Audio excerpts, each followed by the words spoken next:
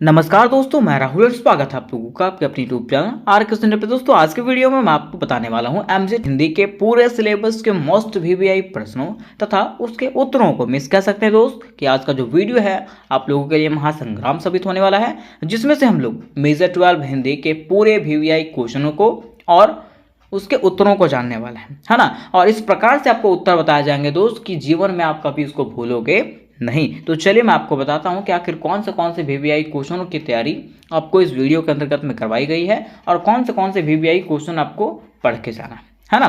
तो देखिए पहले क्वेश्चन की बात करें दोस्त, तो पहला क्वेश्चन में आपको पढ़ना है हिंदी आलोचना को स्पष्ट करते हुए इसकी परिभाषा प्रस्तुत करें। पहला क्वेश्चन क्या है कि हिंदी आलोचना को स्पष्ट करते हुए उसकी परिभाषा प्रस्तुत करें। यही क्वेश्चन को अथवा में पूछ सकता है दोस्त कि हिंदी आलोचना क्या है, इसके विशेषताओं को स्पष्ट करें। मीन्स कह सकते हैं कि ये दोनों में से कोई भी क्वेश्चन पूछेगा दोस्त, आपको वही उत्तर बताना है जो मैंने क्वेश्चन नंबर 1 में करवा दिया है। किसमें? क्वेश्चन नंबर 1 में करवाया है। ठीक है।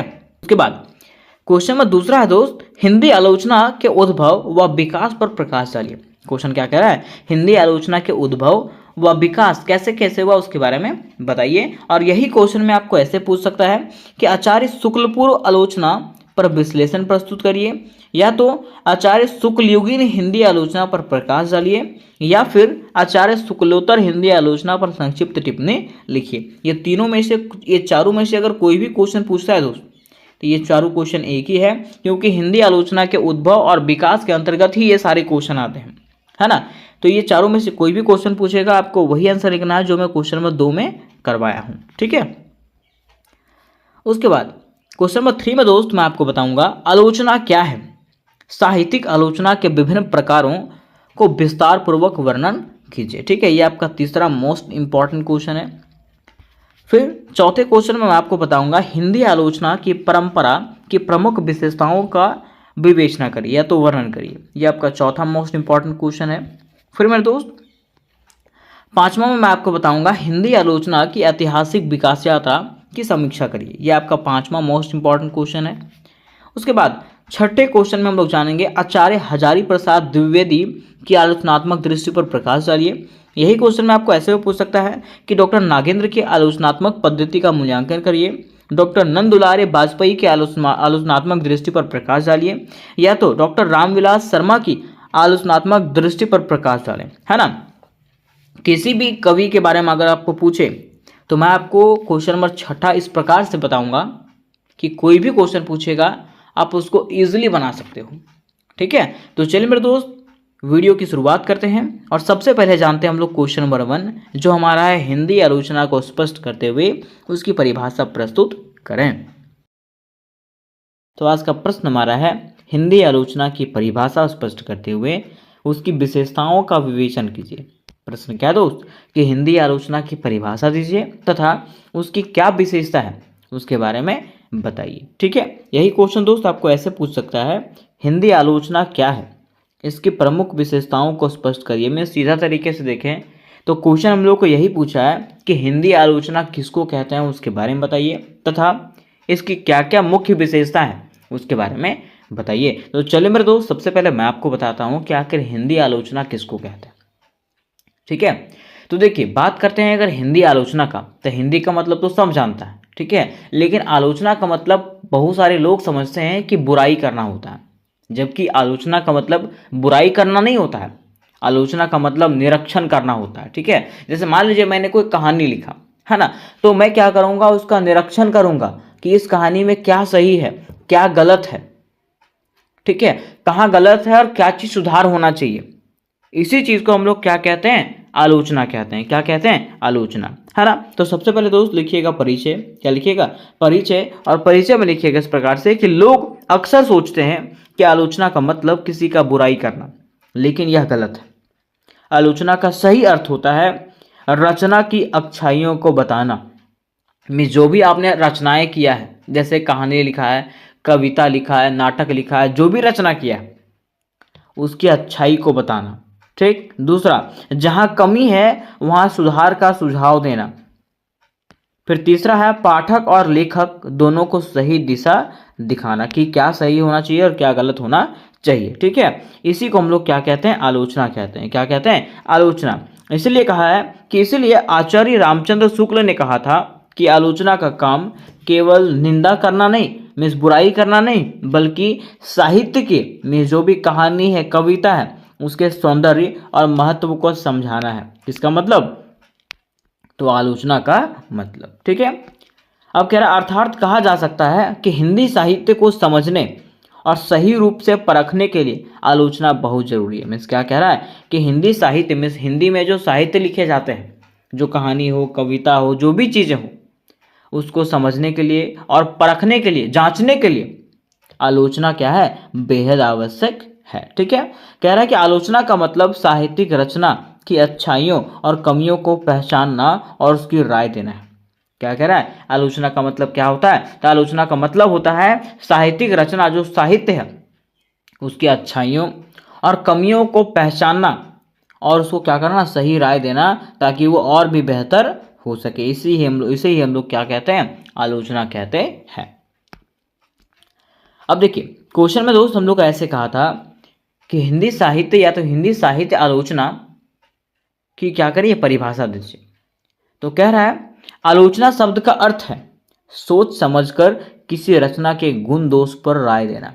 यही चीज मैंने ऊपर बताया आपको कि आलोचना का अर्थ होता है किसी साहित्य को सोच समझ के, किसी साहित्य के ऊपर सोच समझ करके उसके गुण और दोष के बारे में बताना कि आखिर उसमें क्या क्या गुण है और क्या क्या दोष है, क्या क्या सुधार होना चाहिए। इसको सरल शब्दों में, आसान भाषा में हम लोग इस प्रकार से कह सकते हैं कि किसी साहित्यिक रचना का सोच समझ करके मूल्यांकन करना ही आलोचना है। किसी साहित्यिक रचना का, कोई कहानी, कोई कविता को सोच समझ करके, उसको पढ़ के, उसको समझ के उसका मूल्यांकन करना, जांचना ही क्या कहलाता है, आलोचना कहलाता है। जैसे कि मान लीजिए कोई कविता पढ़ रहे हैं तो उसमें क्या क्या गुण है, क्या क्या दोष है, और जो दोष है उसमें क्या क्या सुधार होना चाहिए। इसे ही हम लोग क्या कहते हैं, आलोचना कहते हैं। तो यहाँ तक ये क्लियर है कि आप समझ गए होंगे कि आखिर आलोचना किसको कहा जाता है। ठीक है, अब देखिए आचार्य रामचंद्र शुक्ल के अनुसार से आलोचना का सही अर्थ क्या होता है। तो वे कहते हैं कि आलोचना का काम साहित्यिक रचनाओं के सौंदर्य को समझना और उसका सही मूल्य बताना है। वे क्या कहते हैं, तो वे कहते हैं कि आलोचना का सही काम जो होता है ना, वो साहित्यिक रचनाओं के सौंदर्य में उसमें जो गुण और दोष है उसको समझना और उसका सही मूल्य बताना कि क्या इसका महत्व है। ये किसका काम है, तो आलोचना का। ठीक है, ये कौन का है, तो आचार्य रामचंद्र शुक्ल ने कहा है। अब बातें यहाँ पे आती है मेरे दोस्त कि हिंदी आलोचना का विकास कैसे कैसे हुआ, आखिर इसका शुरुआत कैसे हुआ, है ना। तो कहा जाता है कि हिंदी आलोचना का इतिहास जो है ना वो बहुत पुराना है। किसका, हिंदी आलोचना का इतिहास जो है वो बहुत पुराना है। कैसे, तो कह रहा है कि पहले के समय में भक्ति काल के कवियों ने एक दूसरे की रचनाओं पर राय दिया। पहले के समय में क्या हुआ था, जब भक्ति का चल रहा था तो भक्ति काल के जो कवि थे उसने क्या किया था, एक दूसरे के रचनाओं पर, जैसे मान लीजिए ये मेरा कविता है, ये किसी और कवि का कविता है, ठीक है, तो मैंने इसके कविता पर राय दिया और इसने मेरे कविता पर राय दिया कि हाँ इसमें सुधार होना चाहिए, इसमें सुधार होना चाहिए, ये ठीक है, वो गलत है ना। तो ये कब हुआ था, भक्ति काल के दौरान। ठीक, उसके बाद कह रहा आधुनिक आलोचना की शुरुआत जो है ना 19वीं सदी में हुआ। आधुनिक आलोचना की शुरुआत जो है 19वीं शताब्दी में हुआ, 19वीं सदी में हुआ। कब, भारतेंदु हरिश्चंद्र के समय से। ठीक है, आगे कह रहा है आचार्य रामचंद्र शुक्ल ने आलोचना को वैज्ञानिक और तर्कपूर्ण बताया। किसको, आलोचना को। ठीक है, फिर आगे कह रहा है बाद में नामवर सिंह, रामविलास शर्मा जैसे आलोचकों ने क्या किया, इसे और भी आगे बढ़ाया। किसे, आलोचना को। ठीक है, तो यहां तक हम लोगों ने इसके विकास को भी देखा कि आखिर किस प्रकार से इसका विकास हुआ था, कैसे इसका शुरुआत हुआ और कैसे ये आगे बढ़ा। अब क्वेश्चन हमारा ऐसे कहा था दोस्त कि हिंदी आलोचना की विशेषताओं को बताइए। क्या बताइए, हिंदी आलोचना के विशेषताओं को, जो आपके एग्जाम के लिए मोस्ट इंपॉर्टेंट है।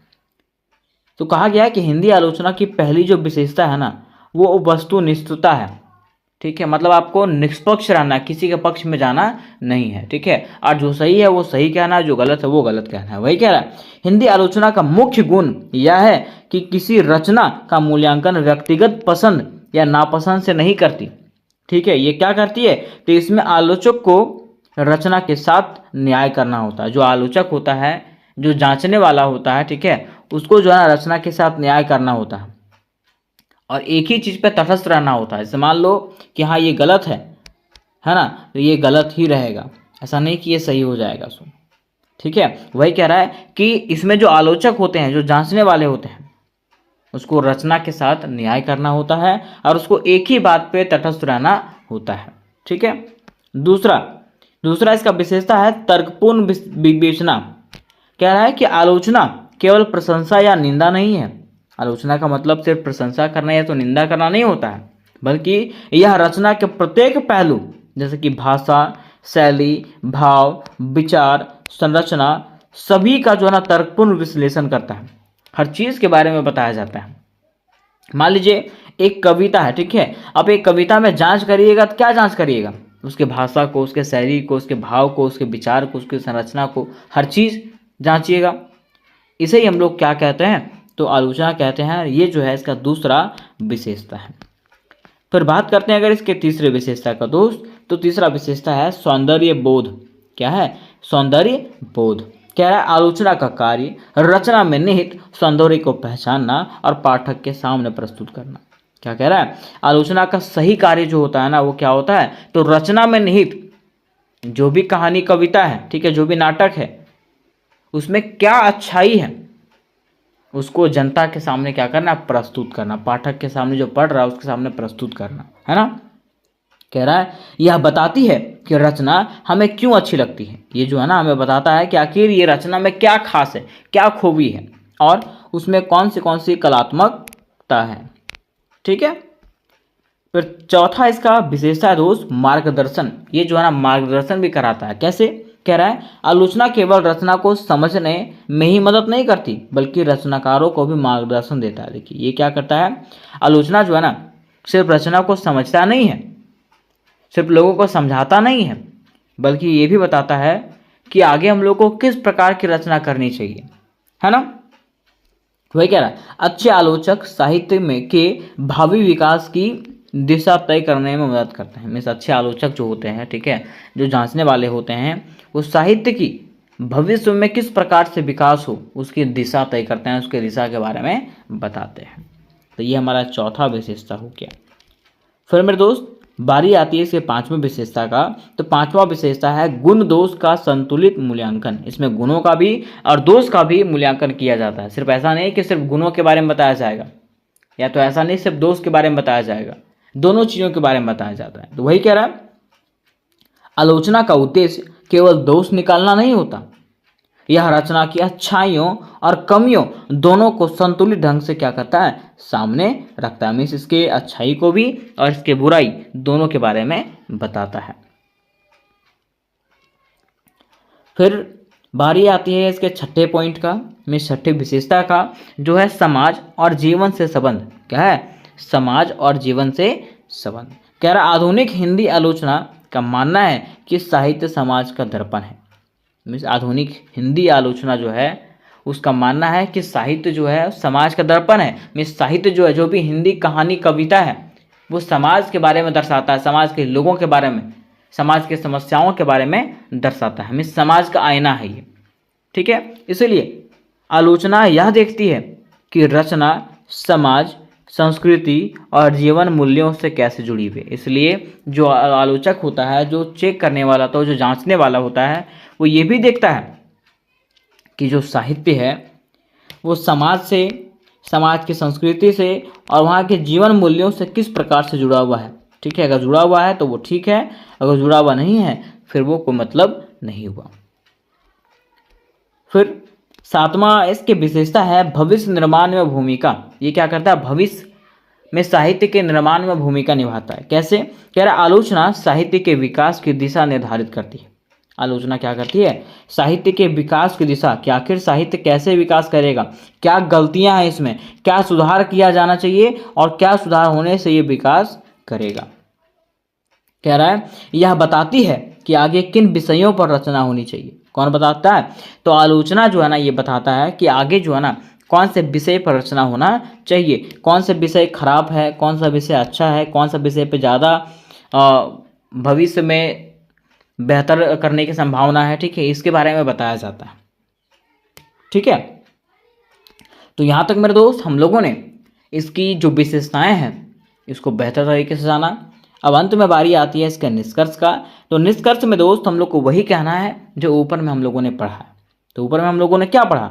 तो यही पढ़ा कि हिंदी जो है, हिंदी आलोचना जो है वो साहित्य का एक महत्वपूर्ण हिस्सा है। क्योंकि अगर मान लीजिए आलोचना नहीं रहेगा, ठीक है, तो हिंदी साहित्य का पहचान कैसे होगा कि वो सही है कि गलत है। इसलिए हिंदी आलोचना साहित्य के लिए क्या है, बहुत जरूरी है। आगे कह रहा है कि यह हमें बताती है कि कोई रचना क्यों अच्छी है या कहाँ कमजोर है। कौन बताता है? तो हिंदी आलोचना बताता है, मीन्स आलोचना बताता है कि आखिर कोई रचना जो है, कोई साहित्य जो है वो क्यों अच्छी है। मान लीजिए हमको ये कहानी अच्छा लगा तो ये कहानी क्यों अच्छा है उसके बारे में, और मान लीजिए अगर ये कहानी खराब लगा तो ये कहानी कहाँ खराब है उसके बारे में बताना है। ठीक है, उसके बारे में बताता भी है। कह रहा है आलोचना का उद्देश्य लेखक को गिराना नहीं बल्कि साहित्य को बेहतर बनाना है। और आलोचना जब किया जाता है, जब उसका निरीक्षण किया जाता है, तो उसका निरीक्षण का मतलब ये नहीं है कि लेखक को गिराया जाए, मीन्स उसके भावनाओं को ठेस पहुंचाया जाए, ऐसा नहीं, बल्कि उस साहित्य को जो है बेहतर बनाया जाए, है ना। और इसी तरह आलोचना साहित्य के विकास में सहायक बनती है। तो उम्मीद करते हैं मेरे दोस्त कि ये प्रश्न को आप क्लियरली समझ गए होंगे। तो आज का प्रश्न हमारा है हिंदी आलोचना के उद्भव और विकास पर प्रकाश डालें। प्रश्न क्या है कि हिंदी आलोचना के उद्भव के बारे में बताइए और विकास के बारे में कि आखिर हिंदी आलोचना जो है उसका उदय कैसे हुआ, ये कैसे आया और कैसे कैसे इसका विकास हुआ उसके बारे में बताइए। ठीक है, अब देखिए अगर हम लोग को हिंदी आलोचना के उद्भव और विकास के बारे में जानना है तो सबसे पहले हम लोग को ये जानना पड़ेगा कि आखिर हिंदी आलोचना किसको कहते हैं। क्या जानना पड़ेगा कि आखिर हिंदी आलोचना किसको कहते हैं। अगर हिंदी आलोचना को समझेंगे तभी हम लोग इसके उद्भव और विकास के बारे में समझ पाएंगे। तो देखिए मेरे दोस्त, बिल्कुल आसान शब्दों में मैं आपको बता देना चाहता हूं कि अगर बात किया जाए हिंदी आलोचना का, किसका? हिंदी आलोचना का, तो आलोचना मतलब होता है बुराई करना। आलोचना मतलब क्या होता है? बुराई करना। लेकिन यहाँ पे जो है आलोचना का मतलब चेंज हो जाता है। आलोचना का मतलब क्या होता है? तो देखिए कहा जा रहा है कि जब हम किसी साहित्यिक रचना, साहित्यिक रचना मतलब क्या होता है? तो मान लीजिए कोई कहानी, कविता या तो नाटक, ठीक है, कह रहा है कि जब हम किसी कहानी, कविता या नाटक के गुण और दोषों को सही तरीके से जांच पड़ताल करते हैं उसे ही हम लोग क्या कहते हैं? आलोचना कहते हैं। ठीक है, मान लीजिए कोई कहानी है तो उसके गुण के बारे में हम लोग जांच करेंगे कि क्या ये सही है कि गलत है, इसमें क्या गलतियां हैं, क्या क्या सुधार होना चाहिए, है ना, क्या ये हमारे समाज के लिए ठीक है। तो इस प्रकार से जांच पड़ताल करने की विधि को ही हम लोग क्या कहते हैं? आलोचना कहते हैं। क्या कहते हैं? आलोचना। ठीक है, तो कोई पूछेगा कि हिंदी आलोचना किसको कहते हैं, तो आपको कहना है दोस्त कि जब हम किसी साहित्यिक रचना के गुण और दोषों के बारे में सही से जांच पड़ताल करते हैं, परीक्षण करते हैं, उसे ही हम लोग क्या कहते हैं? आलोचना कहते हैं। क्या कहते हैं दोस्त? आलोचना कहते हैं। ठीक है, इसको आसान शब्दों में इस प्रकार से भी हम लोग कह सकते हैं कि जब हम किसी कविता, कहानी, नाटक या तो लेख को ध्यान से पढ़ करके यह बताते हैं कि उसमें क्या अच्छा है, क्या कमी है और उसका अर्थ क्या निकलता है, उसमें क्या बदलाव होना चाहिए, उसे ही हम लोग क्या कहते हैं दोस्त? आलोचना कहते हैं। क्या कहते हैं? आलोचना। ठीक है, यहां तक आप एकदम क्लियरली समझ गए होंगे कि आखिर हिंदी आलोचना किसको कहते हैं, है ना। अब देखिए बातें यहां पे आती है कि हिंदी आलोचना की परिभाषा बताइए। क्या बताइए? हिंदी आलोचना की परिभाषा बताइए। तो इसकी परिभाषा की बात करें तो इस प्रकार से लिख सकते हैं दोस्त कि जब कोई विद्वान या तो पाठक किसी लेखक की रचना को ध्यान से पढ़ करके यह बताता है कि उसमें क्या अच्छी बातें हैं और क्या कमियां हैं, तो इसे ही हम लोग क्या कहते हैं? आलोचना कहते हैं। ठीक है, मिस वही कह रहा है कि जब कोई लेखक या तो विद्वान या तो पाठक, मिस पढ़ने वाला, है ना, किसी लेखक की रचना, मिस कहानी, कविता, नाटक या तो लेख को, निबंध को पढ़ करके ये बताता है कि उसमें, उस निबंध में क्या क्या अच्छी बातें हैं, उस कहानी में क्या क्या अच्छी बातें हैं, उसमें क्या क्या कमियां हैं, ठीक है, और उसमें क्या सुधार होना चाहिए, इसे ही हम लोग क्या कहते हैं दोस्त, आलोचना कहते हैं। क्या कहते हैं, आलोचना। ठीक है, वैसे अगर हम लोग आलोचना की बात करें तो आलोचना का मतलब सीधा मतलब होता है बुराई करना। आलोचना का सीधा मतलब क्या होता है, बुराई करना, लेकिन यहाँ पे आलोचना का मतलब चेंज हो गया है। आलोचना का मतलब आप देखिए कि उसमें क्या क्या अच्छी बातें हैं, क्या क्या कमियां हैं, क्या क्या सुधार होना चाहिए। ठीक है, अब देखिए कहा गया है कि आलोचना का काम केवल निंदा करना नहीं होता है, मीन्स आलोचना का काम सिर्फ बुराई करना नहीं होता है, बल्कि रचना की गहराई से जांच पड़ताल करना होता है। ठीक है, मीन्स वो जो रचना है, वो जो कहानी है, वो जो कविता है, ठीक है, उसका जांच पड़ताल करना है ना, कि इसमें क्या क्या सही बातें हैं और क्या क्या गलत बातें हैं, उसे ही हम लोग क्या कहते हैं, आलोचना कहते हैं। कह रहा है इससे हमें साहित्य को समझने में आसानी होती है। ठीक है, इससे हम लोग हिंदी साहित्य को जो है ना, कविता को, कहानी को जो है ना, बढ़िया तरीके से समझ पाते हैं, है ना। अब देखिए मेरे दोस्त, क्वेश्चन में हमारा ऐसे कहा था कि हिंदी आलोचना की शुरुआत बताइए, मीन्स हिंदी आलोचना के उद्भव के बारे में बताइए कि इसका शुरुआत कब से हुआ, है ना। तो कहा जाता है कि हिंदी आलोचना की सीधी शुरुआत जो है ना, वो आधुनिक युग से मानी जाती है। मीन्स हिंदी आलोचना का शुरुआत जो है वो आधुनिक युग से माना जाता है, लेकिन इसका जो जड़ है वो भक्ति काल और रीति काल में भी दिखाई देता है ना। ऐसे लोग मानता है कि इसकी शुरुआत जो है आधुनिक युग से हुआ, लेकिन इसका जो मेन शुरुआत है वो भक्ति काल और रीति काल से हुआ, है ना। कहा जाता है दोस्त कि उस समय कुछ संत कवियों और विद्वानों ने दूसरी रचनाओं पर टीका टिप्पणी किया था। मीन्स क्या कह रहा है कि उस समय भी कुछ ऐसे संत लोग थे, कुछ ऐसे कवि लोग थे, कुछ ऐसे विद्वान थे जिन्होंने दूसरे कवियों, दूसरे लेखकों की रचनाओं पर क्या किया था, टीका टिप्पणी किया था। मीन्स बताया था कि ये इसमें क्या गलत है और क्या सही है, जो आलोचना का पहला रूप माना जा सकता है ना। ये क्या था, आलोचना का पहला रूप था। मीन्स कह सकते हैं कि यहां से आलोचना की शुरुआत हुई थी, लेकिन जो रियलिटी माना जाता है, जो सच्चाई माना जाता है, वो है आधुनिक आलोचना की शुरुआत, है ना। और इसमें कहा गया दोस्त कि हिंदी में साहित्यिक आलोचना की असली शुरुआत जो है ना, भारतेंदु युग से होती है। मीन्स हिंदी साहित्य में आलोचना की जो असली शुरुआत मानी जाती है वो भारतेंदु युग से मानी जाती है। कब से, भारतेंदु युग से, जो 1870 के बाद आई थी। कहा जाता है दोस्त कि भारतेंदु हरिश्चंद्र ने कुछ नाटक और कविताओं की समीक्षा की थी, जिससे आलोचना के परंपरा को दिशा मिला। भारतेंदु हरिश्चंद्र ने क्या किया था, कुछ नाटक और कविताओं की समीक्षा किया था, जांच पड़ताल किया था, और यहीं से जो है आलोचना की परंपरा जो है ना शुरू होती है। कहा जाता है कि उन्होंने रचनाओं की भाषा, विषय और शैली की बात किया। उन्होंने बताया था कि ये जो रचना है उसमें से भाषा किस प्रकार से यूज किया गया है, इसका विषय क्या है, और इसमें किस प्रकार की शैली का उपयोग किया गया है, और क्या ये जो भाषा है, जो विषय है और जो शैली है वो ठीक है कि नहीं है। आगे कहा जाता है कि इसके बाद बालमुकुंद गुप्त, प्रताप नारायण मिश्र और आचार्य रामचंद्र शुक्ल ने आलोचना को मजबूत आधार दिया। मीन्स भारतेंदु जी के बाद जो है यहाँ पे कौन कौन आए, तो बालमुकुंद गुप्त आए, प्रताप नारायण मिश्र आए और आचार्य रामचंद्र शुक्ल आए, है ना। इन्होंने आलोचना को जो है ना क्या किया, मजबूत आधार दिया, मीन्स बेस प्रदान किया। ठीक है, अब यहाँ पे कह रहा है कि हिंदी आलोचना का विकास, हम लोगों ने ये समझा कि उसका उद्भव कैसे हुआ, शुरुआत कैसे हुआ, लेकिन हिंदी आलोचना का विकास, इसका डेवलपमेंट कैसे कैसे हुआ। तो कहा जाता है कि हिंदी आलोचना का विकास मेरे दोस्त धीरे धीरे 4 प्रमुख चरणों में हुआ था। कितने, 4 प्रमुख चरणों में हुआ था, जिसमें से पहला हमारा माना जाता है आचार्य रामचंद्र शुक्ल का युग। कहा जाता है दोस्त कि आचार्य रामचंद्र शुक्ल को हिंदी आलोचना का पिता कहा जाता है। किसको, रामचंद्र शुक्ल को जो है ना हिंदी आलोचना का पिता कहा जाता है। उन्होंने साहित्य को ऐतिहासिक दृष्टि से देखा। उन्होंने कविता, कहानी, नाटक और निबंध को जो है ना इतिहास के दृष्टि से देखा। उन्होंने हिंदी साहित्य का इतिहास नामक प्रसिद्ध पुस्तक भी लिखा।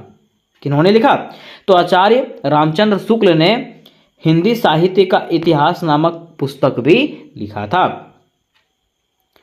कहा जाता है दोस्त कि उनका मानना था कि साहित्य समाज से जुड़ा होना चाहिए।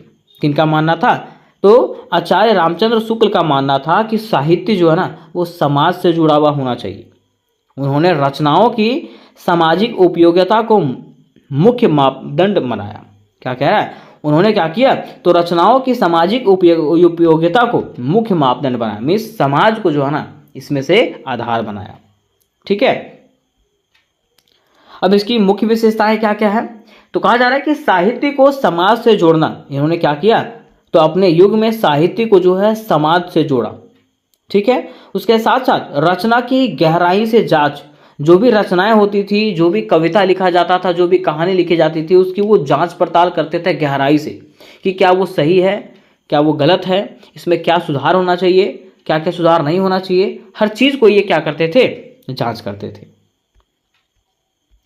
फिर मेरे दोस्त उसके बाद आता है आचार्य हजारी प्रसाद द्विवेदी जी का युग, है ना। अब कहा जाता है कि शुक्ल जी के बाद जो है ना आलोचना में एक नया मोड़ आया था। वो मोड़ क्या था, तो हजारी प्रसाद द्विवेदी जी ने आलोचना को एक नया दृष्टिकोण दिया। उन्होंने रचना के आध्यात्मिक और सांस्कृतिक पक्षों पर ध्यान दिया।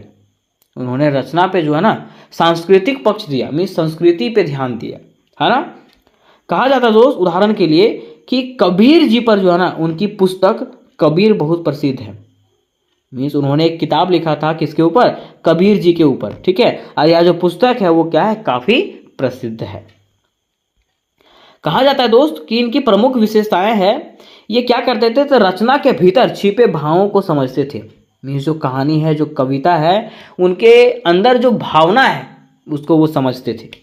ठीक है, और समझाते थे। दूसरा क्या है, सांस्कृतिक और ऐतिहासिक दृष्टिकोण, मीन्स वे अपने रचना में जो है वो सांस्कृतिक और ऐतिहासिक दृष्टिकोण को भी जोड़ते थे। मीन्स हमारे संस्कृति और इतिहास से जुड़े हुए बातों को भी जोड़ते थे। तीसरा कह रहा है कि सरल और सुंदर भाषा, ये जो है अपनी रचनाओं में सरल और सुंदर भाषा का उपयोग किया करते थे, है ना। नेक्स्ट हमारे आते हैं दोस्त डॉक्टर नामवर सिंह का युग। तीसरा जो युग आता है वो किसका युग आता है, डॉक्टर नामवर सिंह का युग। अब कहा जाता है कि नामवर सिंह ने आलोचना को एक नया दिशा दिया। इन्होंने क्या किया, आलोचना को एक नया मतलब विकास किया, नया युग लेके आया ये, है ना। कहा जाता है कि उन्होंने रचना का मूल्यांकन मार्क्सवादी दृष्टिकोण से किया। अब मार्क्सवादी दृष्टिकोण क्या है, तो देखिए आगे कहा गया कि उनके अनुसार साहित्य को केवल भावनाओं से नहीं बल्कि सामाजिक बदलाव और संघर्ष से जोड़कर देखना चाहिए। अब देखिए इन्होंने क्या कहा कि साहित्य को सिर्फ भावना से नहीं जोड़ना है, साहित्य को जो है समाज से भी जोड़ना है, समाज में होने वाले बदलाव से भी जोड़ना है। ठीक है, और समाज में होने वाले संघर्ष से भी जोड़ना है। ये किसने कहा, तो डॉक्टर नामवर सिंह जी ने, है ना। कहा जाता है कि उनकी आलोचना में समाज, वर्ग, अन्याय जैसे मुद्दों पर जोर रहता था। वे जो आलोचना करते थे, ठीक है, उसमें से समाज के बारे में, समाज के वर्ग के बारे में और वहां पे होने वाले अन्यायों के मुद्दों पर जो है ना वो जोर डालते थे। फिर चौथा हमारा आता है दोस्त समकालीन आलोचना। क्या आता है, समकालीन आलोचना, जो आधुनिक और स्त्रीवादी दृष्टिकोण है ना। अब कहा जाता है कि आज के समय में आलोचना के कई नए रूप सामने आए हैं, जैसे कि स्त्रीवादी आलोचना, मीन्स जो महिला लेखन और महिला अनुभवों पर ध्यान देता है। मीन्स वैसे आलोचना जो महिलाओं के लेखन और महिलाओं के अनुभवों पर ध्यान देता है, महिलाओं के बारे में बातें करता है। ठीक है, दूसरा दलित आलोचना, मीन्स वैसा आलोचना जो शोषित वर्ग मतलब समझते हैं जिनका शोषण किया जाता है, ठीक है, उनकी आवाज को उठाती है, उसको हम लोग क्या कहते हैं, दलित आलोचना कहते हैं। तीसरा कह रहा है उत्तर आधुनिक आलोचना, मीन्स जो नए प्रयोगों और विचारों को महत्व देती है। मीन्स नए नए प्रयोगों को और नए नए विचारों को जो महत्व देती है उसको हम लोग उत्तर आधुनिक आलोचना कहते हैं।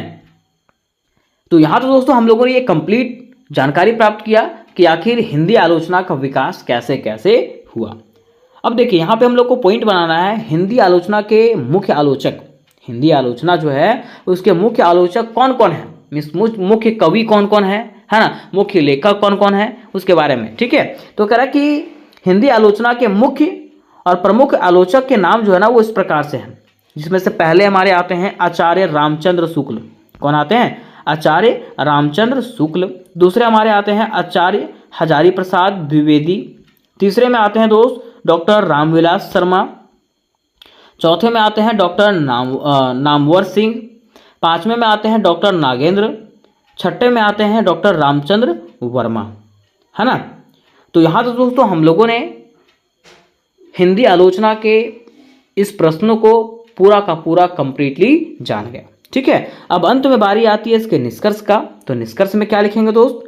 तो निष्कर्ष बताने से पहले मैं आपको बताना चाहता हूं कि मैं दोस्त मेजर 11 की पूरी तैयारी करवा चुका हूं। मिसेस के महासंग्राम वीडियो को अपलोड कर दिया हूं, जिसका लिंक डिस्क्रिप्शन बॉक्स में दिया गया, वहां से जा करके आप लोग मेजर 11 की पूरी तैयारी कर सकते हो। उसमें बस एक क्वेश्चन छूटा हुआ था, वो यही था हिंदी आलोचना वाला। ठीक है, जिसको मैंने इस वीडियो के अंतर्गत में कंप्लीट करा दिया, है ना। अब MCQ बनाना है, इसके क्वेश्चन पेपर को दिखाना है। ठीक है, तो आप मुझे कमेंट करके बताएं कि इसका MCQ क्वेश्चन बनना चाहिए और इसके क्वेश्चन पेपर को मैं अपलोड करूं कि नहीं, सो है ना। तो देखिए दोस्त, अगर बात करते हैं निष्कर्ष का, तो निष्कर्ष में लिखेंगे इस प्रकार से कि हिंदी आलोचना ने धीरे धीरे एक लंबे सफर तय किया। किसने?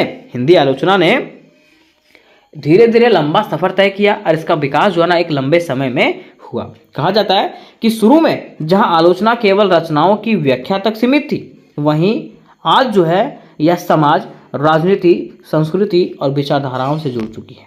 मीन्स स्टार्टिंग में जो है ना ये जो है सिर्फ और सिर्फ रचनाओं पर आधारित होती थी, लेकिन आज की बात करें तो आज के समय में जो है ना ये समाज, राजनीति, संस्कृति और विचारधाराओं से भी जुड़ चुकी है। आलोचना की मदद से हम किसी भी साहित्य को बेहतर ढंग से समझ सकते हैं। ठीक है, और इस तरह से दोस्तों हम लोग कह सकते हैं कि हिंदी आलोचना साहित्य का जरूरी हिस्सा है और इसके बिना जो है ना साहित्य क्या है? अधूरा है। तो उम्मीद करते मेरे दोस्त कि ये प्रश्न आपको समझ में आया होगा। तो आज का प्रश्न हमारा है, आलोचना क्या है? साहित्यिक आलोचना के विभिन्न प्रकारों का विस्तार पूर्वक वर्णन करिए। क्वेश्चन क्या है कि आलोचना किसे कहते हैं वो चीज बताइए, तथा साहित्यिक आलोचना के कौन कौन से प्रकार हैं उसके बारे में विस्तार पूर्वक से बताइए। तो सबसे पहले दोस्त हम लोग को ये समझना पड़ेगा कि आखिर आलोचना क्या है, और बिल्कुल आसान शब्दों में बस आपको देखना है और आप समझ जाएंगे। ठीक है, तो देखिए बात करते हैं अगर आलोचना के अर्थ का। किसका? आलोचना के अर्थ का। तो आपको लिखना है दोस्त कि आलोचना शब्द संस्कृत के आलोचन धातु से बना है। आलोचना शब्द जो बना है ना वो संस्कृत की आलोचन धातु से बना है, जिसका अर्थ होता है देखना, परखना और जांचना। कोई पूछेगा आलोचना का अर्थ क्या है, तो कहिएगा आलोचना शब्द जो है संस्कृत के आलोचन धातु से बना है, जिसका अर्थ होता है देखना, परखना या तो जांचना। मीन सीधा कह सकते हैं कि अगर कोई साहित्य है, साहित्य मतलब कहानी, कविता, नाटक, निबंध, उसको बढ़िया से देखना, उसको परखना और उसको जांचना ही क्या कहलाता है? आलोचना कहलाता है। क्या कहलाता है? आलोचना कहलाता है। वही आगे लिखा हुआ, अर्थात आलोचना का मतलब सिर्फ किसी का बुराई करना नहीं होता, बल्कि आलोचना का सही अर्थ है किसी साहित्यिक रचना। साहित्यिक रचना जहां भी आए आपको समझ जाना है, कविता, कहानी, निबंध, नाटक। ठीक है, तो वही कह रहा है साहित्यिक रचना का निष्पक्ष मूल्यांकन करना, उसका जांच करना, उसकी विशेषताओं और दोषों का पता लगाना ही क्या कहलाता है? आलोचना कहलाता है। मैं सीधा आपको कहना है किसी साहित्यिक रचना का निष्पक्ष मूल्यांकन करना, उसके पक्ष में ना होकर के उसको जांच करना, उसकी विशेषताओं और दोषों का पता लगाना ही क्या कहलाता है? आलोचना कहलाता है। क्या कहलाता है दोस्त? आलोचना कहलाता है। ठीक है, आगे कह रहा है कि जब हम किसी साहित्यिक रचना जैसे कि कविता, कहानी, उपन्यास को ध्यान से पढ़ते हैं, उसके गुण दोषों को बताते हैं और यह समझते हैं कि वह रचना कितनी अच्छी है, तो यह काम आलोचना कहलाता है। क्या कह रहा है कि जब हम किसी साहित्यिक रचना को पढ़ते हैं, मिस कविता को पढ़ते हैं, कहानी को पढ़ते हैं, उपन्यास को पढ़ते हैं, नाटक को पढ़ते हैं, और जब हम उसके गुण और दोषों को बताते हैं और यह समझते हैं कि यह रचना जो है वो कितनी अच्छी है, या कविता कितनी अच्छी है, या कहानी कितना अच्छा है, तो यह काम जो है वो क्या कहलाता है? आलोचना कहलाता है। ठीक है, मिस कोई भी कहानी, कविता को पढ़ना, उसके गुण के बारे में बताना कि आखिर ये कविता क्यों अच्छा है, और अगर अच्छा नहीं है तो क्यों अच्छा नहीं है, इसमें क्या सुधार होना चाहिए, इसी को हम लोग क्या कहते हैं? आलोचना कहते हैं। अब देखिए यहाँ पे कह रहा है सरल शब्दों में, अगर आसान शब्दों में समझने का प्रयास करते हैं तो कह रहा है आलोचना का इक्वल क्या होता है? आलोचना बराबर होता है रचना को गहराई से अध्ययन करना, मैं जो भी वहाँ पर रचना आपको दिया हुआ है, चाहे वो कविता हो, कहानी हो, जो भी चीज़ हो, उसको गहराई से अध्ययन करना, बेहतर तरीके से पढ़ना। दूसरा, उसके गुण और दोषों को बताना।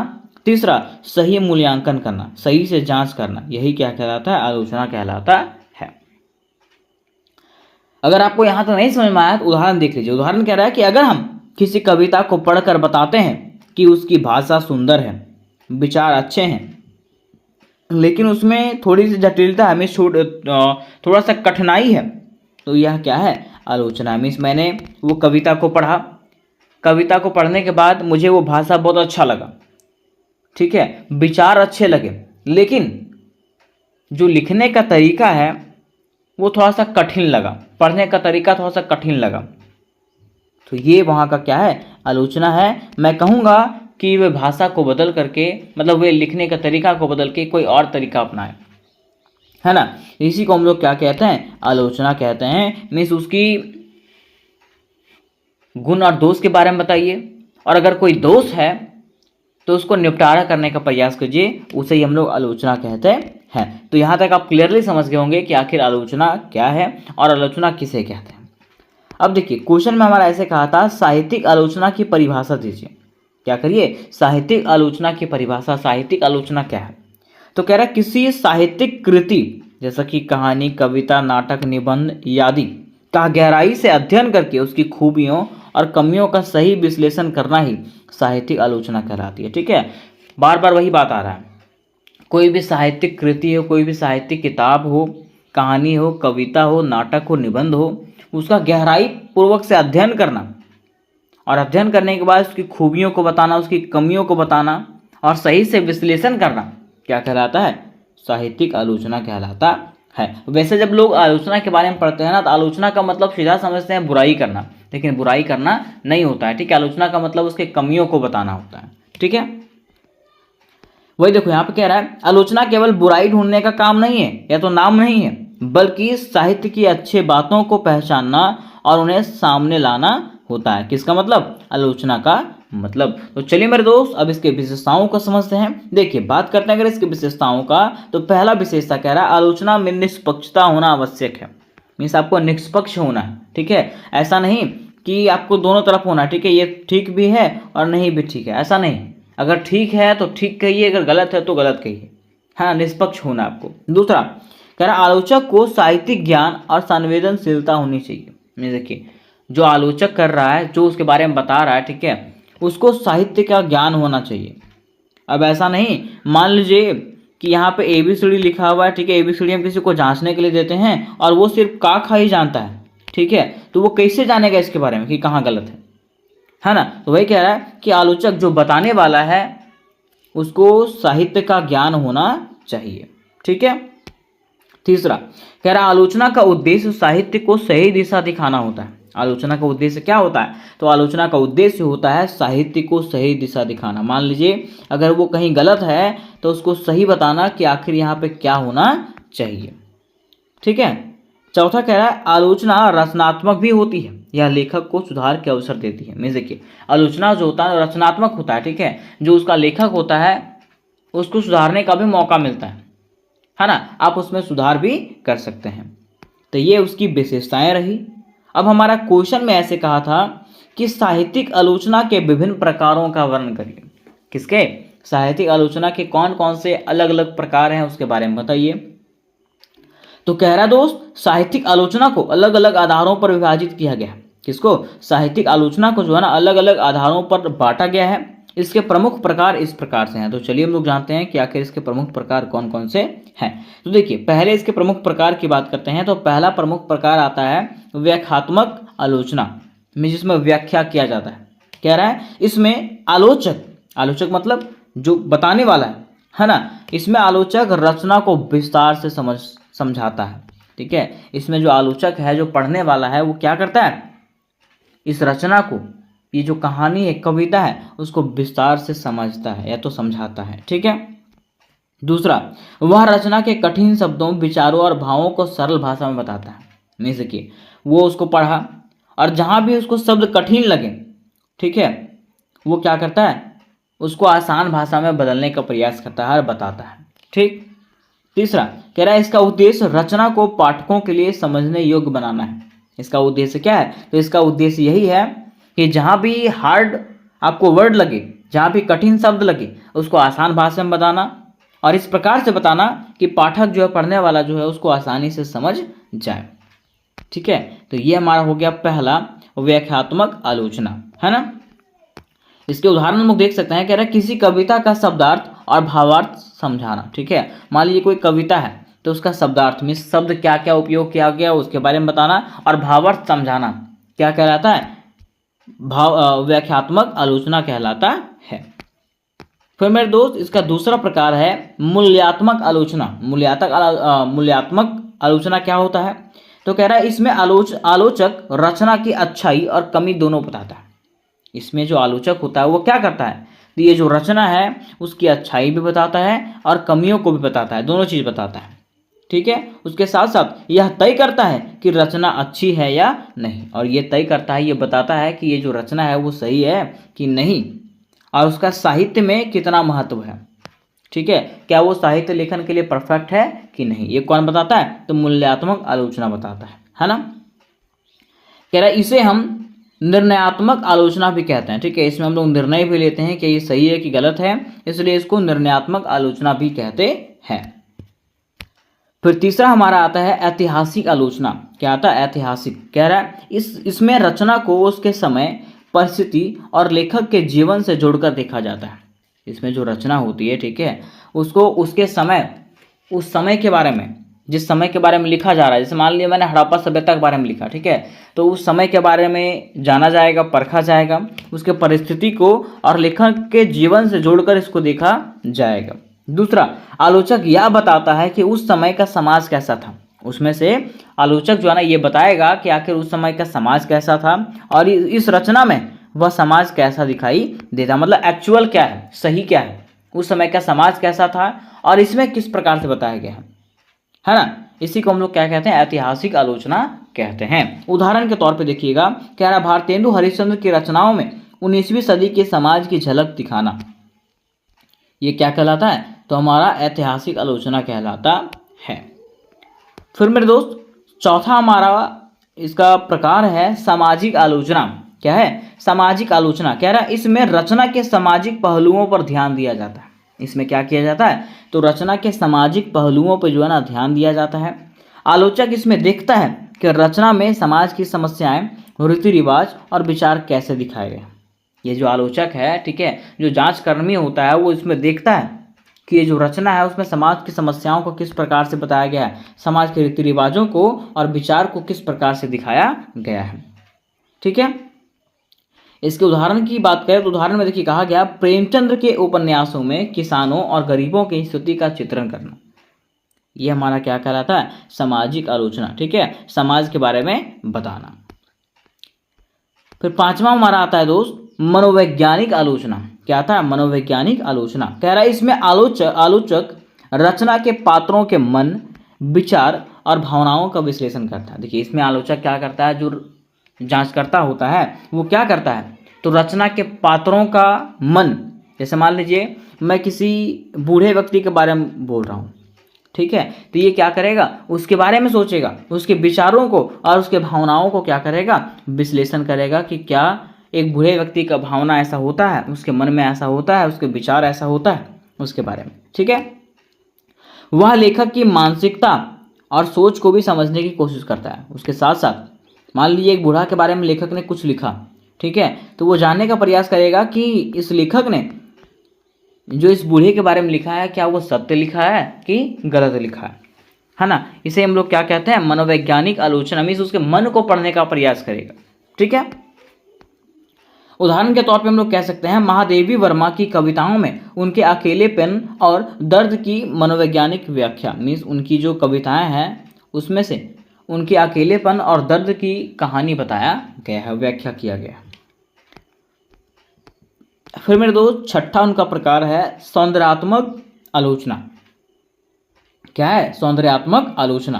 क्या है? इसमें रचना की सुंदरता, भाव और कलात्मक पर ध्यान दिया जाता है। इसमें जो है ना रचना की सुंदरता, भाव और कलात्मकता पर ध्यान दिया जाता है। ठीक है, इसमें देखा जाता है कि वो जो रचना किया गया है वो किस प्रकार से है, उसका भाव कैसा है, इसका सुंदरता कैसा है ना, कला पे किस प्रकार से ध्यान दिया गया है, हर चीज़ के बारे में देखा जाता है। ठीक है, कह रहा आलोचक यह देखता है कि रचना में भाषा कितनी मधुर है और भाव कितने गहरे हैं। देखिए, इसमें जो जांचकर्ता होता है वो ये चीज़ देखता है कि जो रचना किया गया है उसमें भाषा किस प्रकार से, क्या भाषा लोगों को समझ में आ रहा है कि नहीं, और इसके जो भाव हैं वो कितने गहरे चीज़ों को बताते हैं, इस चीज़ के बारे में जानकारी देता है। कौन? सौंदर्यात्मक आलोचना। ठीक है, इसका उदाहरण देखिए, कह रहा है किसी कविता में अनुप्रास, रूपक और अलंकारों की सुंदरता को बताना ही क्या कहलाता है? तो सौंदर्यात्मक आलोचना कहलाता है। उसके बाद मेरे दोस्त हमारा 7वां प्रकार आता है प्रभाववादी आलोचना। क्या आता है? प्रभाववादी आलोचना। अब प्रभाववादी आलोचना क्या है? तो कह रहा है इसमें आलोचक रचना पढ़ने के बाद जो अनुभव या असर महसूस करता है उसे लिखता है। इसमें क्या होता है? आलोचक में जो जांच करता होता है, ठीक है, रचना को पढ़ता है, पढ़ने के बाद उसे जो अनुभव होता है, जो असर महसूस होता है, उसको वो क्या करता है? लिखता है ना। तथा इसमें आलोचक की व्यक्तिगत भावना का महत्व अधिक होता है। इसमें जो आलोचक है, जो जांच करता है, उसकी व्यक्तिगत भावना, उसके अंदर की भावना का महत्व जो है अधिक दिया जाता है।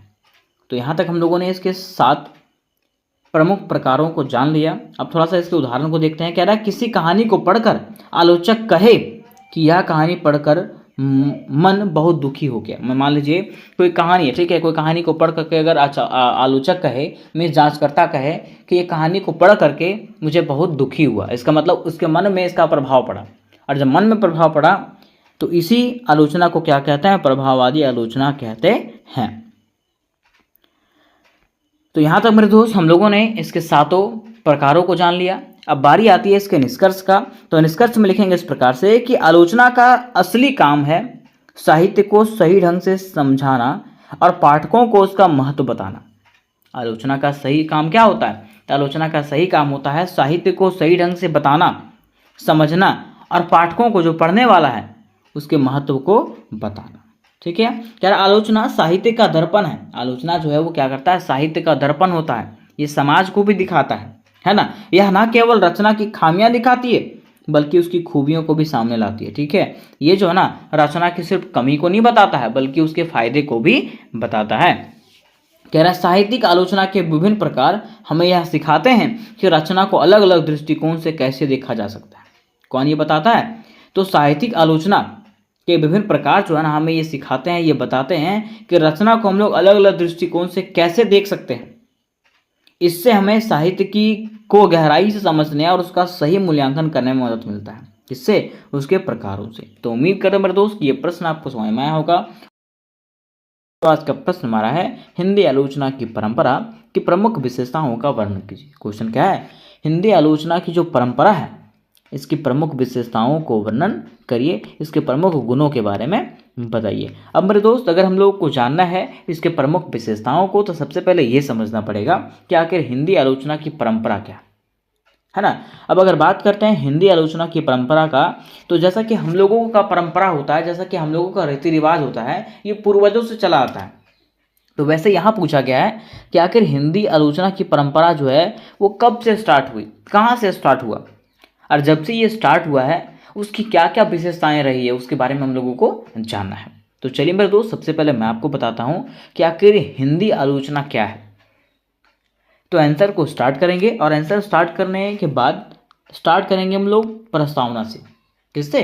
प्रस्तावना से। और लिखेंगे इस प्रकार से दोस्त कि हिंदी साहित्य में आलोचना का बहुत महत्वपूर्ण स्थान है।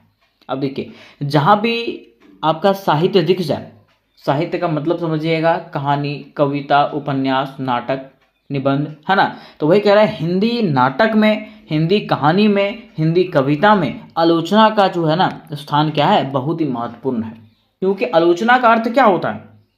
वही कह रहा है आलोचना का अर्थ होता है साहित्य की गहरी समझ, कि आप जो कहानी लिख रहे हैं, ठीक है, जो पढ़ रहे हैं, है ना, इसके बारे में आपको बेहतर तरीके से जानना पड़ेगा। ठीक, और जान भी लेते हैं, अगर आप उसको पढ़ रहे हैं तो आप उसका मूल्यांकन भी करिए। मैं सीधा समझिएगा, आलोचना का मतलब होता है कि आप जो कहानी पढ़ रहे हैं उसको पढ़ के देखना, उसको समझना, और जो उसमें गलतियां हैं उसको क्या करना, सुलझाना। ठीक है, जैसे समझिएगा, कह रहा है जैसे एक शिक्षक अपने विद्यार्थी की खूबियों और कमियों को पहचान कर उसे सही दिशा देता है, वैसे ही आलोचक भी साहित्य को समझकर पाठकों को उसकी असली पहचान कराता है। क्या कहा गया, जैसे एक शिक्षक क्या करता है, अपने विद्यार्थी की खूबियों और कमियों को पहचानता है कि आखिर इसके अंदर क्या खूबी है और क्या कमी है ना, और उसको पहचान कर अगर उसके अंदर कोई कमी है तो उसको सही दिशा दिखाता है। वैसे एक आलोचक क्या करता है, कोई भी साहित्य को, चाहे वो कहानी हो चाहे वो कविता हो, उसको बेहतर तरीके से समझता है।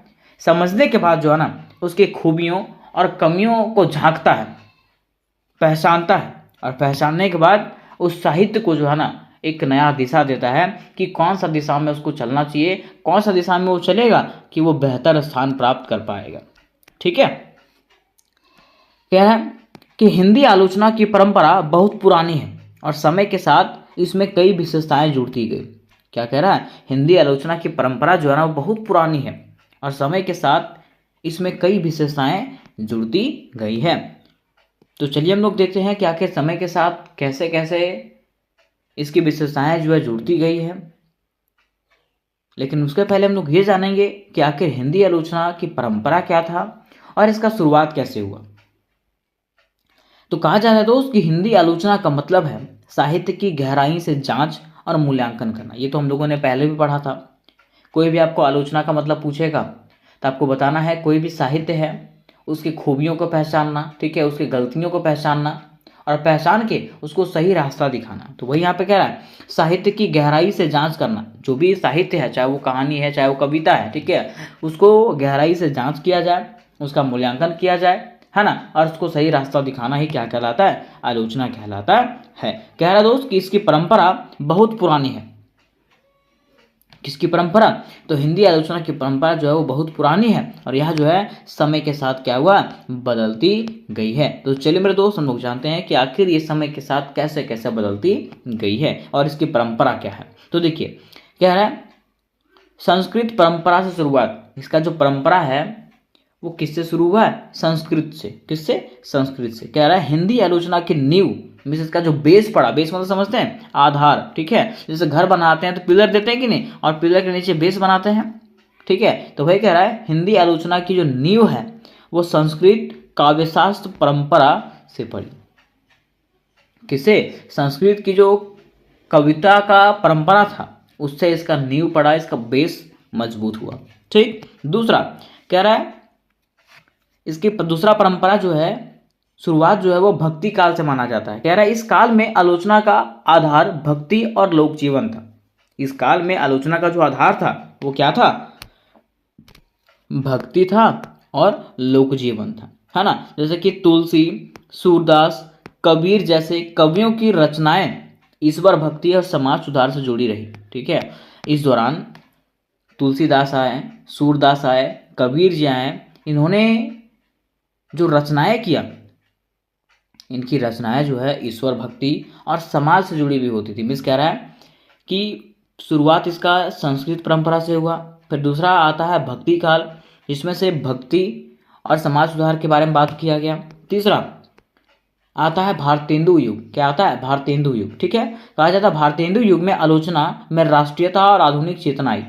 देखिए क्या कह रहा है, पहले तो यहाँ पे इसका नींव पड़ा काव्य शास्त्र से, ठीक है, दूसरा ये ईश्वर भक्ति और समाज सुधार की बात किया, तीसरा में भारतेंदु युग में क्या हुआ, इसमें राष्ट्रीयता और आधुनिक चेतना आया। ठीक है, लोग जो है राष्ट्र के बारे में सोचने लगे और वो अपने बारे में भी सोचने लगे। कह रहा साहित्य को देश और समाज से जोड़ा गया।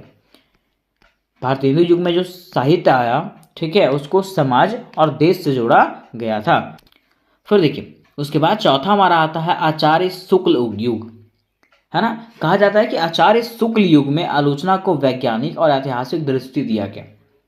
ठीक है, ये देखिएगा इसका विकास कैसे कैसे हुआ। चौथा में क्या आता है, आचार्य शुक्ल युग आता है और इस युग में जो है ना आलोचना को वैज्ञानिक और ऐतिहासिक दृष्टि दिया गया। कह रहा है साहित्य का मूल्यांकन तर्क, विवेक और सामाजिक उपयोगिता के आधार पर होने लगा। कब, आचार्य शुक्ल युग में। ठीक है, फिर पांचवा हमारा आता है आधुनिक काल। आधुनिक काल मतलब अभी का युग। कहा जाता है इस काल में प्रगतिवाद, मार्क्सवाद, स्त्रीवाद, दलितवाद और उत्तर आधुनिकता जैसे विचारधाराओं ने आलोचना को एक नया रूप दिया। इसमें समाज और संस्कृति की समस्याओं को भी शामिल किया गया। देखिए, अब इसका जो पांचवा परंपरा आया, ठीक है, पांचवा जो विस्तार हुआ वो आधुनिक काल में हुआ।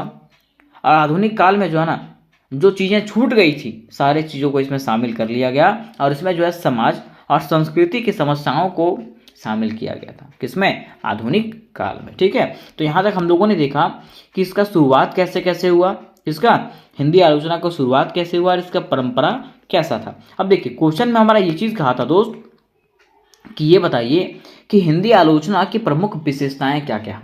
हिंदी आलोचना जो है वो उसकी प्रमुख गुण क्या क्या है, वो क्या करता है। तो पहला, संस्कृत परंपरा से जुड़ाव। यह जो आलोचना है हिंदी आलोचना, ये संस्कृत परंपरा से जुड़ा हुआ है। कैसे? कह रहा है हिंदी आलोचना की शुरुआत संस्कृत आलोचना से प्रभावित रही। मैंने आपको बताया कि हिंदी आलोचना की जो शुरुआत हुई वो किससे हुई थी? संस्कृत उपन्यास से या तो संस्कृत आलोचना से। ठीक है, और इसी से ये प्रभावित रहा था। क्या रस, अलंकार और ध्वनि जैसे अवधारणाएं हिंदी आलोचना की क्या बनी? नींव बनी। मीन्स संस्कृत में जो रस आता है, जो अलंकार आता है, जो ध्वनि आता है, ये हिंदी आलोचना की क्या बना? नींव बना, मीन्स बेस बना। ठीक है, तो ये इसका पहला विशेषता था। फिर दूसरा इसका विशेषता है भक्ति और लोक जीवन से संबंध। मीन्स हिंदी आलोचना में जो लोग हैं, जो कविताएं, जो कहानियां लिखा जाता था, वो भक्ति और लोक जीवन से संबंधित था। कह रहा है मध्यकालीन आलोचना का आधार धार्मिक आस्था और लोक जीवन रहा। मध्यकाल में जो आलोचना किया जाता था उसका आधार जो है धार्मिक रहा, मीन्स धर्म से आधारित रहा, और लोक जीवन से, लोगों के जीवन से रहा। कह रहा भक्त कवियों ने साहित्य को ईश्वर भक्ति और समाज सुधार से जोड़ा। उस समय के जो कवि थे उन्होंने क्या किया? ये जो साहित्य है उसको ईश्वर भक्ति और समाज सुधार से जोड़ा था। उसके बाद इसका तीसरा विशेषता आता है वैज्ञानिकता और तर्कशीलता। कहा जाता है कि आधुनिक काल में आलोचना केवल भावनाओं तक सीमित नहीं है, बल्कि इसमें तर्क और विवेक को महत्व दिया गया। आधुनिक काल में मीन्स अभी के समय में जो आलोचना आया गया है, ठीक है, जो लाया गया है, उसमें वो सिर्फ भावनाओं तक सीमित नहीं है, बल्कि इसमें तर्क और विवेक, मतलब अपने मन की भावनाओं को, ठीक है, और जैसे होता है ना कि कुछ समझ बूझ के, ठीक है, करना, तो वो सब चीज़ में शामिल किया गया है। कह रहा आचार्य शुक्ल ने साहित्य का मूल्यांकन ऐतिहासिक और समाज शास्त्रीय दृष्टि से किया। किसका? तो आचार्य शुक्ल ने क्या किया? साहित्य का जो मूल्यांकन है, साहित्य का जो जांच है, वो ऐतिहासिक मतलब इतिहास के अनुसार से और समाज शास्त्रीय दृष्टिकोण से किया था। तो ये इसका तीसरा विशेषता था। चौथा विशेषता है दोस्त सामाजिकता और उपयोगिता। कह रहा है हिंदी आलोचना की सबसे बड़ी विशेषता यह है कि इसमें साहित्य को समाज के हित और उपयोगिता का आधार पर आंका गया। इस हिंदी आलोचना का सबसे बड़ा विशेषता ये चीज़ है कि इसमें जो साहित्य है उस साहित्य को समाज के हित के बारे में और उपयोगिता के आधार पे कि आखिर ये साहित्य जो है समाज के लिए कैसे फायदेमंद है ना, और कैसे उपयोगी है, उसके आधार पे इसको जांचा गया। शुक्ल जी ने कहा कि साहित्य वही श्रेष्ठ है जो जनता के जीवन को प्रेरणा दे। उस समय शुक्ल जी ने ये कहा था कि साहित्य वही चीज़ होता है, वही श्रेष्ठ होता है जो जनता के जीवन को प्रेरणा दे, जनता को बताए कि क्या आपको करना चाहिए, क्या नहीं करना चाहिए। मीन समझिएगा, समाज के भले के बारे में सोचना और उसके उपयोग के बारे में बताना। ठीक है, फिर पांचवा इसका विशेषता है दोस्त इतिहास बोध। क्या है? इतिहास बोध। कह रहा है हिंदी आलोचना का एक महत्वपूर्ण गुण यह है कि इसमें साहित्य का मूल्यांकन करते समय उसके ऐतिहासिक परिप्रेक्ष्य को ध्यान में रखा जाता है। क्या कह रहा है? हिंदी आलोचना का एक महत्वपूर्ण गुण ये है ना, इसकी विशेषता यह है कि इसमें साहित्य का मूल्यांकन करते समय, जिसमें साहित्य का मूल्यांकन किया जाता है, उसके ऐतिहासिक परिप्रेक्ष्य को ध्यान में रखा जाता है। ठीक है, क्या आखिर उसके पीछे का इतिहास क्या है ना। जैसे कि शुक्ल जी ने हिंदी साहित्य का इतिहास लिखते समय हर युग की सामाजिक परिस्थितियों का विश्लेषण किया। कौन? शुक्ल जी ने जब हिंदी साहित्य का इतिहास लिखा था उस समय उन्होंने प्रत्येक युग की सामाजिक परिस्थितियों का विश्लेषण उसमें से किया था। इसमें हिंदी साहित्य का इतिहास में। फिर छठा इसकी विशेषता आती है राष्ट्रीयता की भावना। मीन्स कह रहा भारतेंदु युग और द्विवेदी युग में आलोचना ने राष्ट्रीय चेतना को बढ़ावा दिया। भारतेंदु युग और द्विवेदी युग जब आया ना, तो उस समय हिंदी आलोचना ने क्या किया? लोगों के मन में राष्ट्रीय चेतना की भावना को बढ़ावा दिया। उस समय आलोचना का उद्देश्य साहित्य को देश प्रेम और स्वतंत्रता आंदोलन से जोड़ना था। उस समय का जो आलोचना था उसका उद्देश्य बस इतना ही था कि साहित्य को जो है, जो भी कहानी लिखा जाए, जो भी कविता लिखा जाए, जो भी उपन्यास लिखा जाए, उसमें से देश प्रेम और स्वतंत्रता आंदोलन की बात कही जाए, है ना। इस प्रकार से हम लोग कह सकते हैं कि उस समय का जो साहित्य था वो जो है लोगों में राष्ट्रीयता भरने का काम किया था। फिर सातवां हमारा है व्यक्तित्व केंद्रित मूल्यांकन। कह रहा है कि कई आलोचकों ने कवि या लेखक के व्यक्तित्व, उसके जीवन और अनुभवों को साहित्यिक कृति के साथ जोड़कर मूल्यांकन किया। जैसे मान लीजिए हुआ क्या कि कुछ आलोचक जो लेखक थे, उन्होंने क्या किया, कवियों और लेखक के व्यक्तित्व के अनुसार से उनके साहित्यिक कृतियों का मूल्यांकन किया। जैसे मान लीजिए कि मैंने एक कहानी लिखा, ठीक है, तो मैंने एक कहानी लिखा एक लेखक के बारे में, है ना। तो वो आलोचक क्या करता है, उसकी पूरी जानकारी प्राप्त करता है कि क्या इसमें जो लिखा गया है वो सही लिखा गया है, गलत लिखा गया है ना। ये सब चीज़ का मूल्यांकन करता है, ठीक है। आठवां कह रहा है भाषा की सहजता और स्पष्टता। इसका आठवां विशेषता है, इसमें जो भाषा होती है वो क्या होती है, सरल होती है और स्पष्ट होती है। वही कह रहा है हिंदी आलोचना में भाषा सामान्य, साफ और सहज रखने की कोशिश किया गया। इसमें हिंदी आलोचना में जो भाषा रखा गया ना, वो सामान्य में सिंपल, साफ और स्पष्ट रखने का कोशिश किया गया है, ताकि पाठक जो है ना आसानी से समझ सके। अब पाठक मतलब क्या है, तो पाठक मतलब होता है पढ़ने वाला, ठीक है। तो यहाँ तो दोस्तों हम लोगों ने ये क्वेश्चन को समझ गया। अब अंत में बारी आती है निष्कर्ष का। तो निष्कर्ष में लिखेंगे इस प्रकार से कि हिंदी आलोचना की परंपरा विविधता से भरी हुई है। हिंदी आलोचना की जो परंपरा है ना, वो अलग अलग रूपों में भरी हुई है। कभी समाज की बात होती थी, तो कभी देश प्रेम की बात होती थी, मतलब अलग अलग तरीके से बात यहाँ पे कहा गया है। कह रहा है यह जो परंपरा है संस्कृत काव्यशास्त्र से शुरू होकर के भक्ति युगीन भावुकता, भारतेंदु युगीन राष्ट्रीयता, शुक्ल युगीन वैज्ञानिकता और आधुनिक युगीन वैचारिक बहसों तक पहुँचती है। में देखिए हुआ क्या कि यह जो परंपरा शुरू हुई वो संस्कृत के काव्यशास्त्र से शुरू हुआ, ठीक है, और जो अंत हुआ वो आधुनिक युग में वैचारिक मतलब व्यक्तियों के गुणों के बारे में बहस करके अंत हुआ, ठीक है।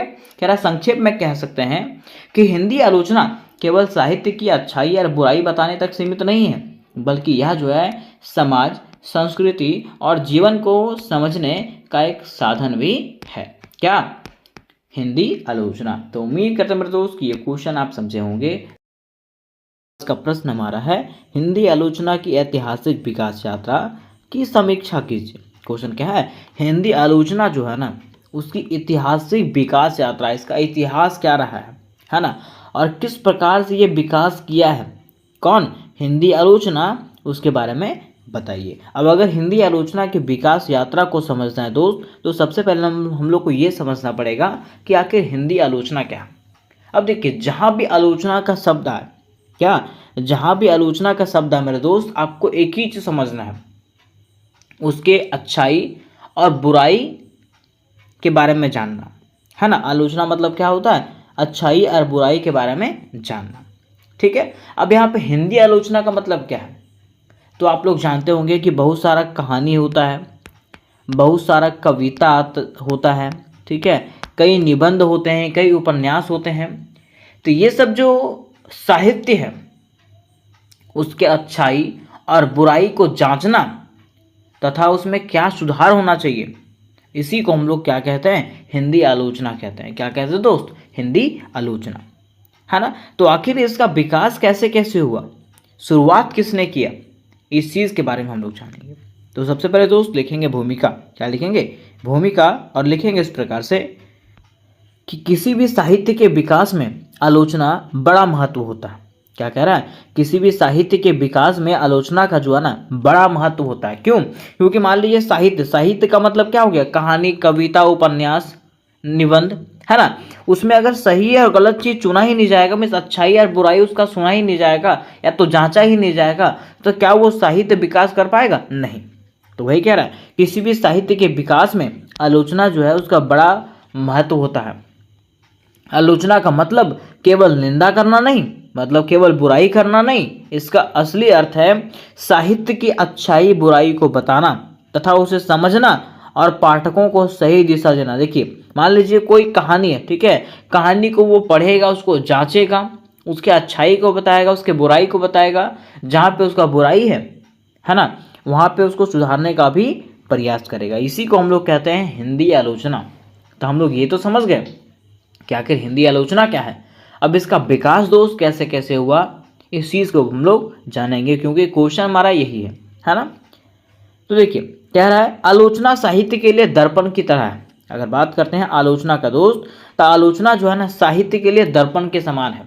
इस साहित्य में जो सच्चाई है और जो झूठाई है, मतलब जो गुण है और जो निर्गुण है, जो अच्छा है, जो अच्छाई है और जो बुराई है, हर चीज़ को जो है ना आईने के भांति दिखाता है। जिस प्रकार से एक आईना में हम लोग फेस देखते हैं, ठीक है, तो जैसे हम लोग होते हैं उसी प्रकार से आईना में दिखाता है। तो उसी प्रकार से आलोचना जो है वो साहित्य के लिए आईना के समान है ना। इसके अच्छाइयों को और बुराइयों को कौन दिखाता है, तो आलोचना ही दिखाता है। कह रहा दोस्त, हिंदी आलोचना की भी लंबी यात्रा रही है। हिंदी आलोचना जो है ना उसकी भी लंबी यात्रा रही है, जिसे हम अलग अलग चरणों में समझ सकते हैं। तो चलिए हम लोग जानते हैं कि आखिर किस किस प्रकार से और किस किस चरणों में हिंदी आलोचना की विकास हुआ है। तो पहला हमारा जो दौर आता है वो आता है प्रारंभिक दौर। कौन आता है? प्रारंभिक दौर, जो आधुनिक काल से पहले, आधुनिक काल के शुरू होने से पहले, आधुनिक मतलब अभी का समय शुरू होने से पहले आया था, है ना। कहा गया दोस्त कि भक्ति काल और रीति काल में कवियों की रचनाओं की चर्चा तो होती थी, लेकिन उसे आलोचना नहीं कहा जा सकता था। क्या कह रहा है कि भक्ति काल के समय में और रीति काल के समय में भी कवियों की रचनाओं की चर्चा तो होती थी। मीन्स कवि जो रचना करते थे, जो कविता लिखते थे, उसकी चर्चा तो होती थी, जांच पड़ताल तो होती थी, लेकिन उसको आलोचना नहीं कहा जा सकता। उसे समय साहित्य की प्रशंसा और गुणगान ही ज़्यादा होता था। मतलब उस समय जो है ना वो जो साहित्य है उसकी प्रशंसा और गुणगान ही होता था, उसकी बुराइयों के बारे में बताया नहीं जाता था। मीन्स उसके अच्छाइयों के बारे में ही बताया जाता था, चाहे जांच हो चाहे कुछ भी चीज़ हो, सिर्फ और सिर्फ उसके अच्छाइयों के बारे में बताया जाता था। कह रहा है व्यवस्थित आलोचना की शुरुआत अभी नहीं हुई थी। मीन्स एक्चुअल जो आलोचना है, जो सचमुच की आलोचना होता है, जिसमें से गुण और दोष दोनों के बारे में बताया जाता है, उसकी शुरुआत जो है प्रारंभिक दौर में नहीं हुई थी, है ना। उसके बाद दूसरा हमारा आता है भारतेंदु युग। कौन सा आता है? भारतेंदु युग, जो 1850 से लेकर के 1885 ईस्वी तक चला था, और यहाँ से शुरुआत होता है आलोचना का। किसका? आलोचना का। कहा गया दोस्त कि हिंदी आलोचना का असली शुरुआत जो है ना भारतेंदु हरिश्चंद्र से माना जाता है। कहाँ से? भारतेंदु हरिश्चंद्र से। ये एमसीक्यू क्वेश्चन पूछा भी जा सकता है, आपको याद रखना है। पूछेगा हिंदी आलोचना की असली शुरुआत जो है वो कहाँ से माना जाता है, तो भारतेंदु हरिश्चंद्र से। ठीक है। कह रहे दोस्त, उन्होंने कहा कि साहित्य केवल मनोरंजन के लिए नहीं है। उन्होंने कहा, भारतेंदु जी ने कहा कि साहित्य जो है ना सिर्फ इंजॉयमेंट के लिए नहीं है, बल्कि यह समाज की समस्याओं और दुख दर्द को व्यक्त करने का साधन भी है। ये क्या करता है? तो समाज के समस्या को और समाज के दुख दर्द को जो है ना व्यक्त करता है, लोगों के सामने रखता है। ठीक है। किसने कहा था? भारतेंदु जी ने कहा। फिर कह रहा है इस समय की आलोचना को सामाजिक और उपयोगी दृष्टि मिली। इस समय का जो आलोचना था उसको समाज में उपयोगी दृष्टि से देखा गया, है ना। और भारतेंदु को आधुनिक हिंदी आलोचना का आरंभकर्ता माना जाता है। किनको? भारतेंदु जी को जो है आधुनिक हिंदी आलोचना का आरंभकर्ता में शुरुआती व्यक्ति माना जाता है। हम इस कह सकते हैं कि स्थापित व्यक्ति माना जाता है। किनको? भारतेंदु जी को। ठीक है। यहीं से हिंदी आलोचना का स्थापना हुआ। उसके बाद तीसरा हमारा आता है द्विवेदी युग। कौन आता है? द्विवेदी युग, जो 1900 से लेकर के 1920 ईस्वी तक चला था।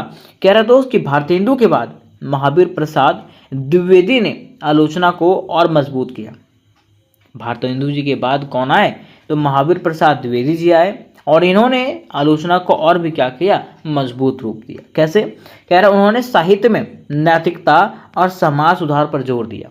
उन्होंने क्या किया? जो साहित्य है उसमें नैतिकता में सच्चाई और समाज को सुधारने वाली बातों पर जोर दिया, है ना। कह रहा उनकी आलोचना पाठकों को अच्छे बुरे की शिक्षा देती थी।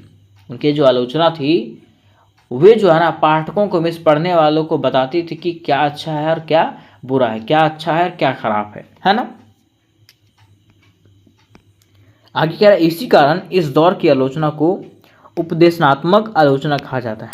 इसलिए इस दौर का मीन्स इस समय का जो आलोचना है उसको उपदेशनात्मक, क्योंकि इसमें से द्विवेदी जो है ना उपदेश देते थे कि क्या आपके लिए सही है, क्या आपके लिए गलत है ना, क्या आप लोगों के लिए करोगे, क्या समाज के लिए कर रहे हो, और क्या समाज के लिए बेहतर है और खराब है, इस चीज़ के बारे में बताते थे। कौन? द्विवेदी युग में द्विवेदी जी। इसलिए इसको उपदेशात्मक आलोचना भी कहा जाता है। उसके बाद चौथा हमारा जो चरण आता है दोस्त वो आता है शुक्ल युग और छायावाद। क्या आता है? शुक्ल युग और छायावाद, जो 1920 से लेकर के 1940 ईस्वी तक माना जाता है। कह रहा है कि यह काल हिंदी आलोचना का स्वर्ण युग कहलाता है। यह जो समय है दोस्त ये हिंदी आलोचना का स्वर्ण युग, स्वर्ण युग मतलब समझते हैं सोने का युग जिसमें से सब कुछ था, है ना। कह रहा है आचार्य रामचंद्र शुक्ल को हिंदी का सबसे बड़ा आलोचक माना जाता है। किनको? रामचंद्र शुक्ल को जो है ना हिंदी का सबसे बड़ा आलोचक माना जाता है। कह रहा दोस्त उन्होंने हिंदी साहित्य का इतिहास लिखा और आलोचना को वैज्ञानिक आधार दिया। उन्होंने क्या किया? हिंदी साहित्य का इतिहास लिखा कि आखिर हिंदी साहित्य का इतिहास क्या है, और आलोचना को जो है ना वैज्ञानिक आधार दिया। वैज्ञानिक आधार पे जो है ना उन्होंने क्या किया? आलोचना किया, मीन्स उसका जांच पड़ताल किया। ठीक है, क्वेश्चन आपको पूछेगा आचार्य रामचंद्र शुक्ल को हिंदी का क्या कहा जाता है, तब को बताना है आचार्य रामचंद्र शुक्ल को सबसे बड़ा आलोचक कहा जाता है। या तो आपको पूछेगा हिंदी का सबसे बड़ा आलोचक किसे माना जाता है, तो आचार्य रामचंद्र शुक्ल जी को। ठीक है,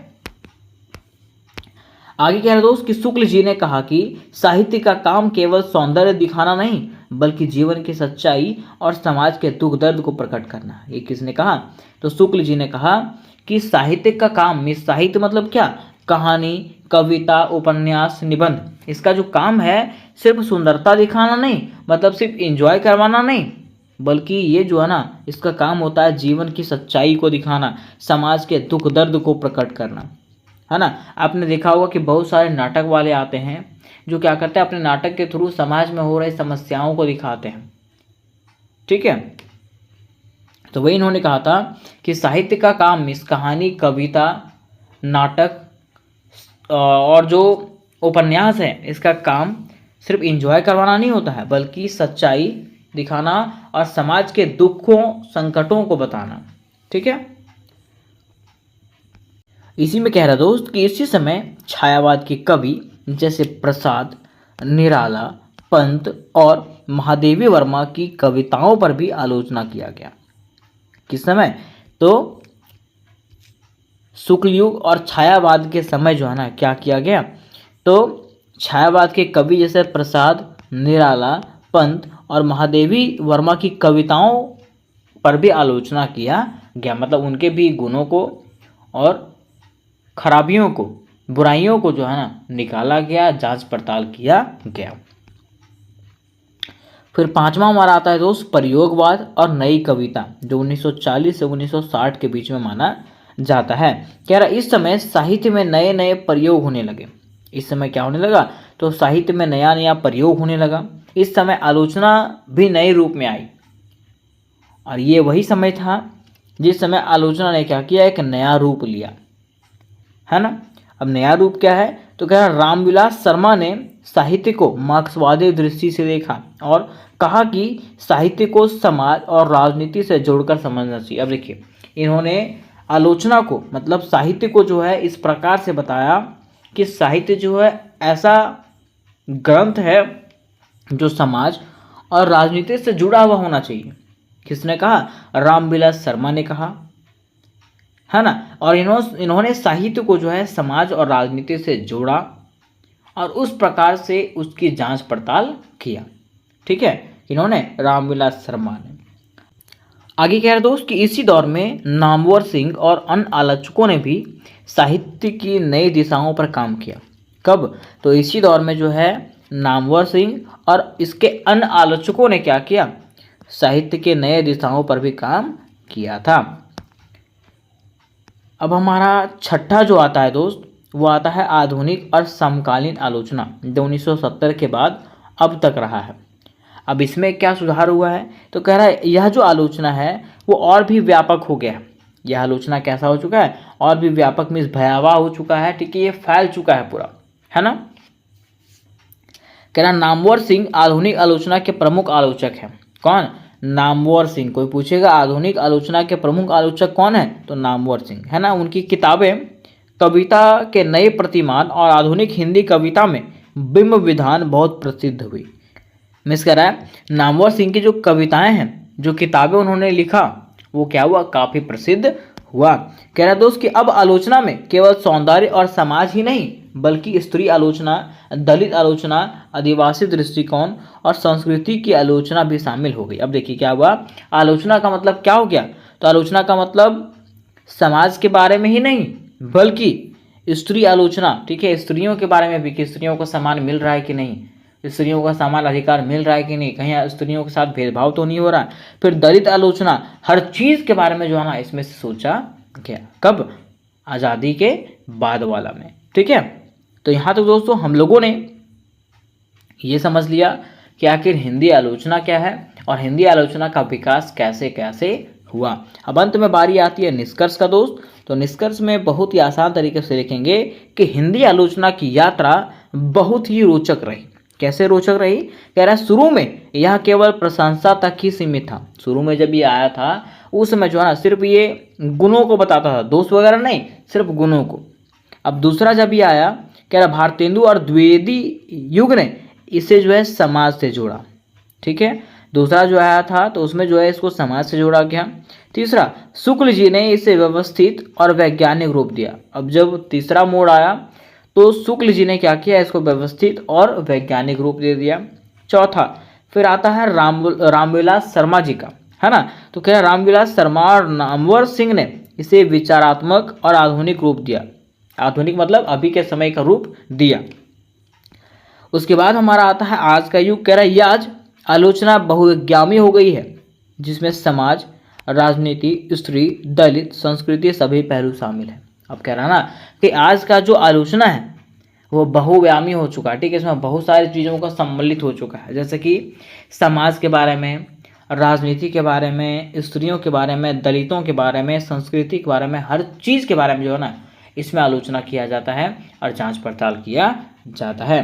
कह रहा इसी तरह हिंदी आलोचना समय के साथ बदलती और बढ़ती रही और आज भी साहित्य को सही दिशा दिखा रही है। कौन? हिंदी आलोचना। तो उम्मीद करते हैं मेरे दोस्त कि ये प्रश्न आपको क्लियर हो गया होगा, और अगर ये प्रश्न आपको क्लियर हुआ होगा दोस्त, तो इससे रिलेटेड जितने भी प्रश्न हैं सारे के सारे प्रश्न आपको मेरे चैनल पर मिलेंगे।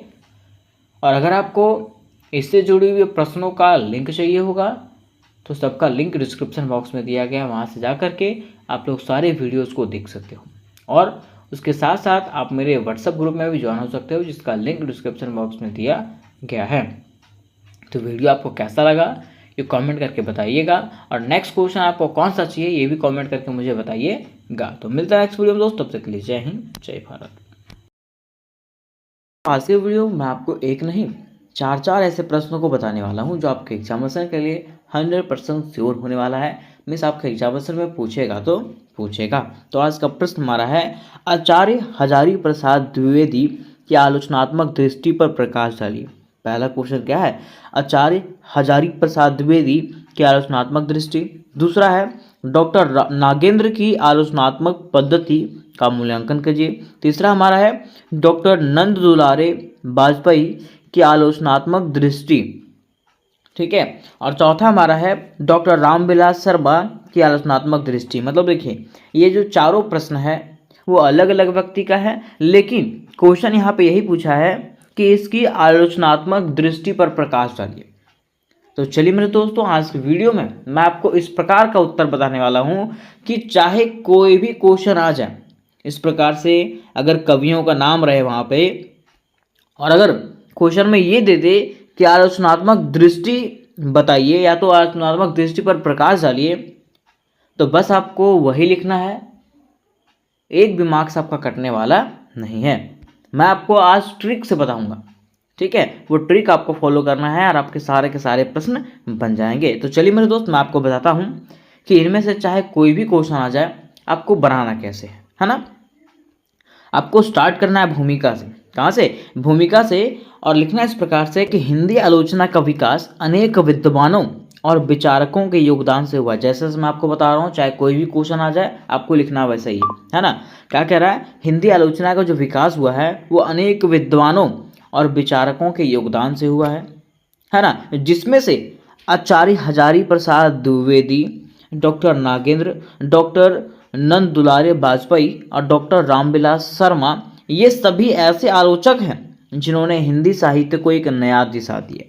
ठीक है, यहाँ तो ये बताया। अब मान लीजिए क्वेश्चन में सिर्फ और सिर्फ आपको ये दे दे कि आचार्य हजारी प्रसाद द्विवेदी के आलोचनात्मक दृष्टि को बताइए, तो आपको यहाँ पे लिखना है कि आचार्य हजारी प्रसाद द्विवेदी ऐसे आलोचक हैं जिन्होंने हिंदी साहित्य को एक नया दिशा दिया, है ना। यहाँ तक आप लिखिएगा। उसके बाद स्टार्ट कीजिएगा यहाँ से कि इनकी आलोचना दृष्टि में भले ही कुछ भिन्नताएं हैं लेकिन कुछ समानताएं भी स्पष्ट दिखाई देती है। या तो आप इसको पूरा लिख सकते हैं, कोई दिक्कत नहीं है, आपका एक भी मार्क्स कटने वाला नहीं है। ठीक है, आगे लिखिएगा कि इन सभी ने साहित्य को समाज, इतिहास, संस्कृति और मानव जीवन से जोड़कर देखा। इन सभी ने तो आचार्य हजारी प्रसाद द्विवेदी, डॉक्टर नागेंद्र, डॉक्टर नंद दुलारे वाजपेयी और डॉक्टर रामविलास शर्मा, इन सभी ने क्या किया है? तो साहित्य को समाज से जोड़कर, इतिहास से जोड़कर, संस्कृति से जोड़कर और मानव जीवन से जोड़ करके देखा है। यहाँ तक आप कॉमन लिख दीजिएगा, एक ही ऐसा लिख दीजिएगा, कोई दिक्कत नहीं होने वाला है। उसके बाद मैं आपको ट्रिक्स बताता हूँ कि सभी में कॉमन क्या चीज़ है, जो चाहे कोई भी क्वेश्चन आए आपको लिखना है। ठीक है, तो देखिए यहाँ पे लिखा हुआ आलोचना दृष्टि पर प्रकाश। किस पे? आलोचना दृष्टि पे प्रकाश। और फिर यहाँ पे लिखा हुआ कॉमन पॉइंट्स और ट्रिक, है ना। किस प्रकार से हम लोग ट्रिक का उपयोग यहाँ पे करेंगे? तो देखिए मेरे दोस्त, यहाँ पे कुछ पॉइंट्स आपको दिए गए हैं जो सभी आलोचकों में क्या करता है? समानता है। जैसा कि पहला, साहित्य और समाज का संबंध।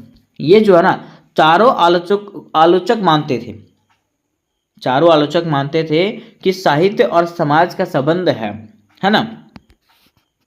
तो इसमें से आप कोई भी आलोचक का नाम आ जाए आप ये पॉइंट डाल सकते हो, पहला कि साहित्य और समाज का संबंध। इस प्रकार से लिखिएगा कि चारों आलोचक मानते थे कि साहित्य केवल कल्पना नहीं बल्कि समाज का दर्पण है। ठीक है, यहाँ पे चारों बारे में बताया गया, लेकिन अगर सिर्फ एक बारे में लिखना तो आपको लिखना है आचार्य हजारी प्रसाद द्विवेदी मानते थे कि साहित्य केवल कल्पना नहीं बल्कि समाज का क्या है? दर्पण है ना। आप एक के बारे में भी लिख सकते हो और सभी के बारे में भी लिख सकते हो, कोई दिक्कत नहीं है। फिर देखिए दूसरा पॉइंट बनाइएगा इतिहास बोध।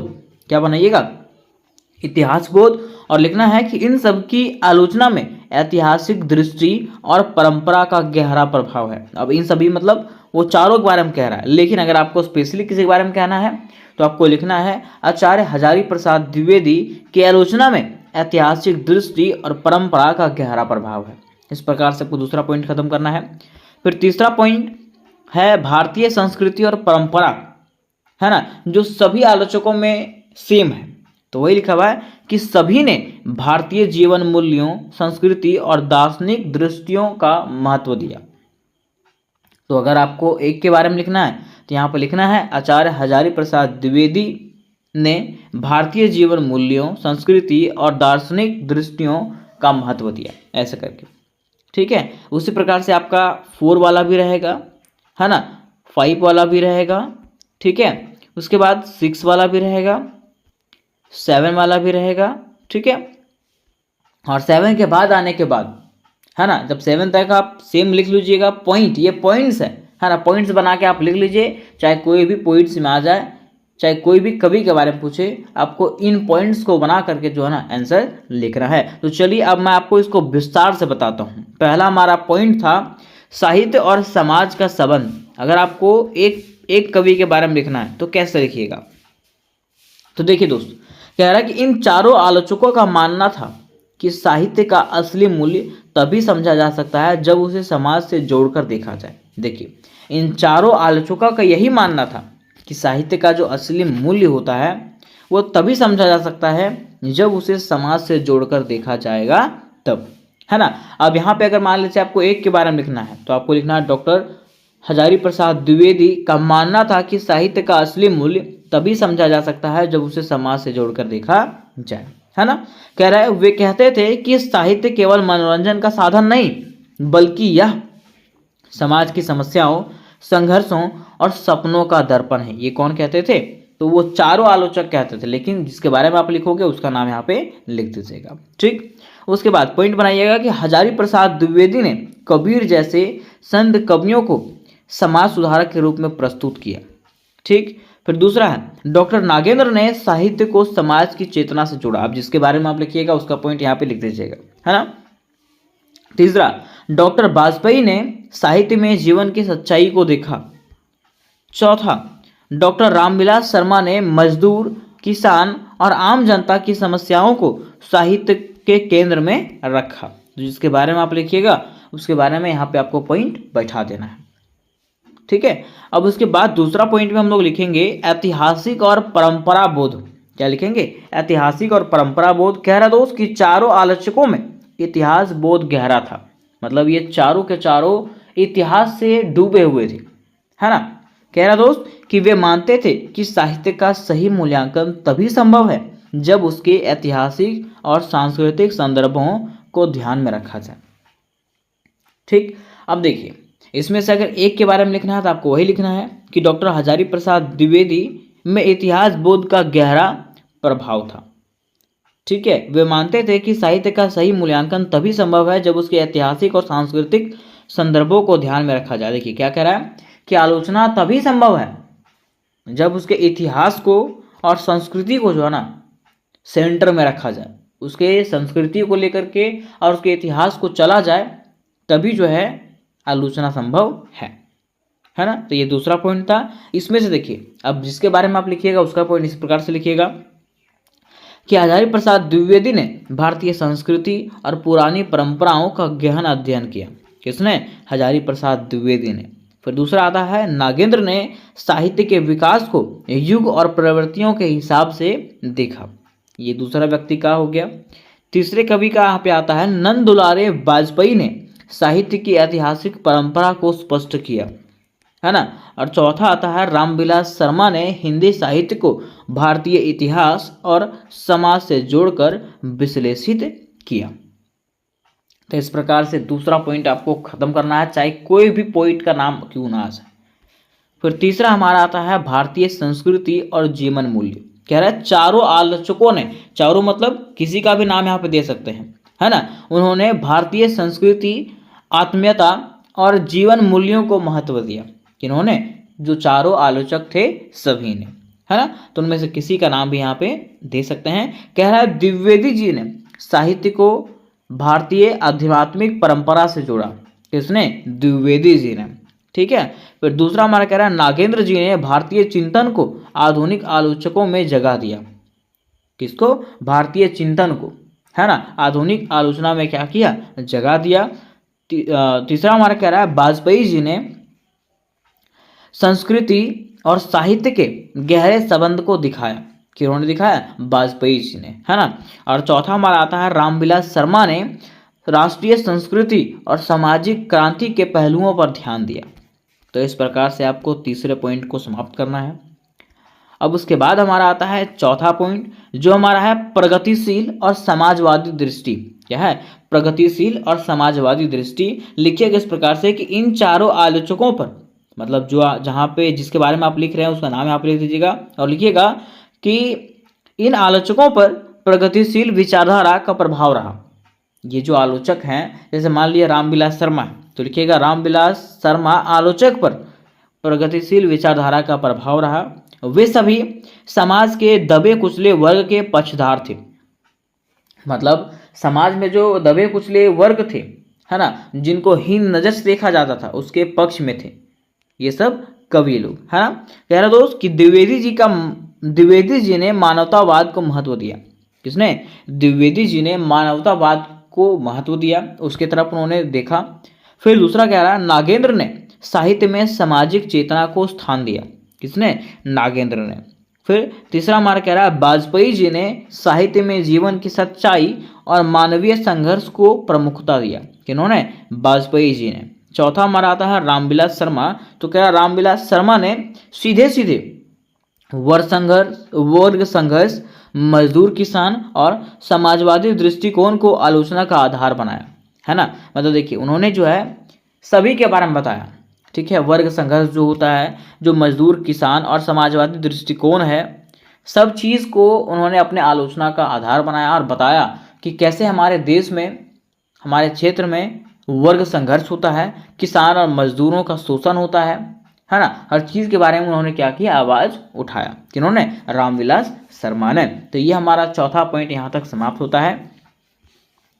अब पांचवा पॉइंट आता है वैज्ञानिक और तार्किक दृष्टिकोण। कह रहा है चारों आलोचकों ने, अब देखिए जहां जहां चारों आलोचक आएगा वहां पे आपको उसका नाम लिखना है जिसके बारे में आप लिख रहे हो, और अगर सबके बारे में आता है तो इसी प्रकार से आप छाप दीजिएगा, ठीक है। कह रहा है चारों आलोचकों ने साहित्य की आलोचना में तर्क, प्रमाण और वैज्ञानिक दृष्टिकोण अपनाया। मीन्स ये जो चारों आलोचक हैं उन्होंने अपने साहित्य की आलोचना में क्या क्या दिया?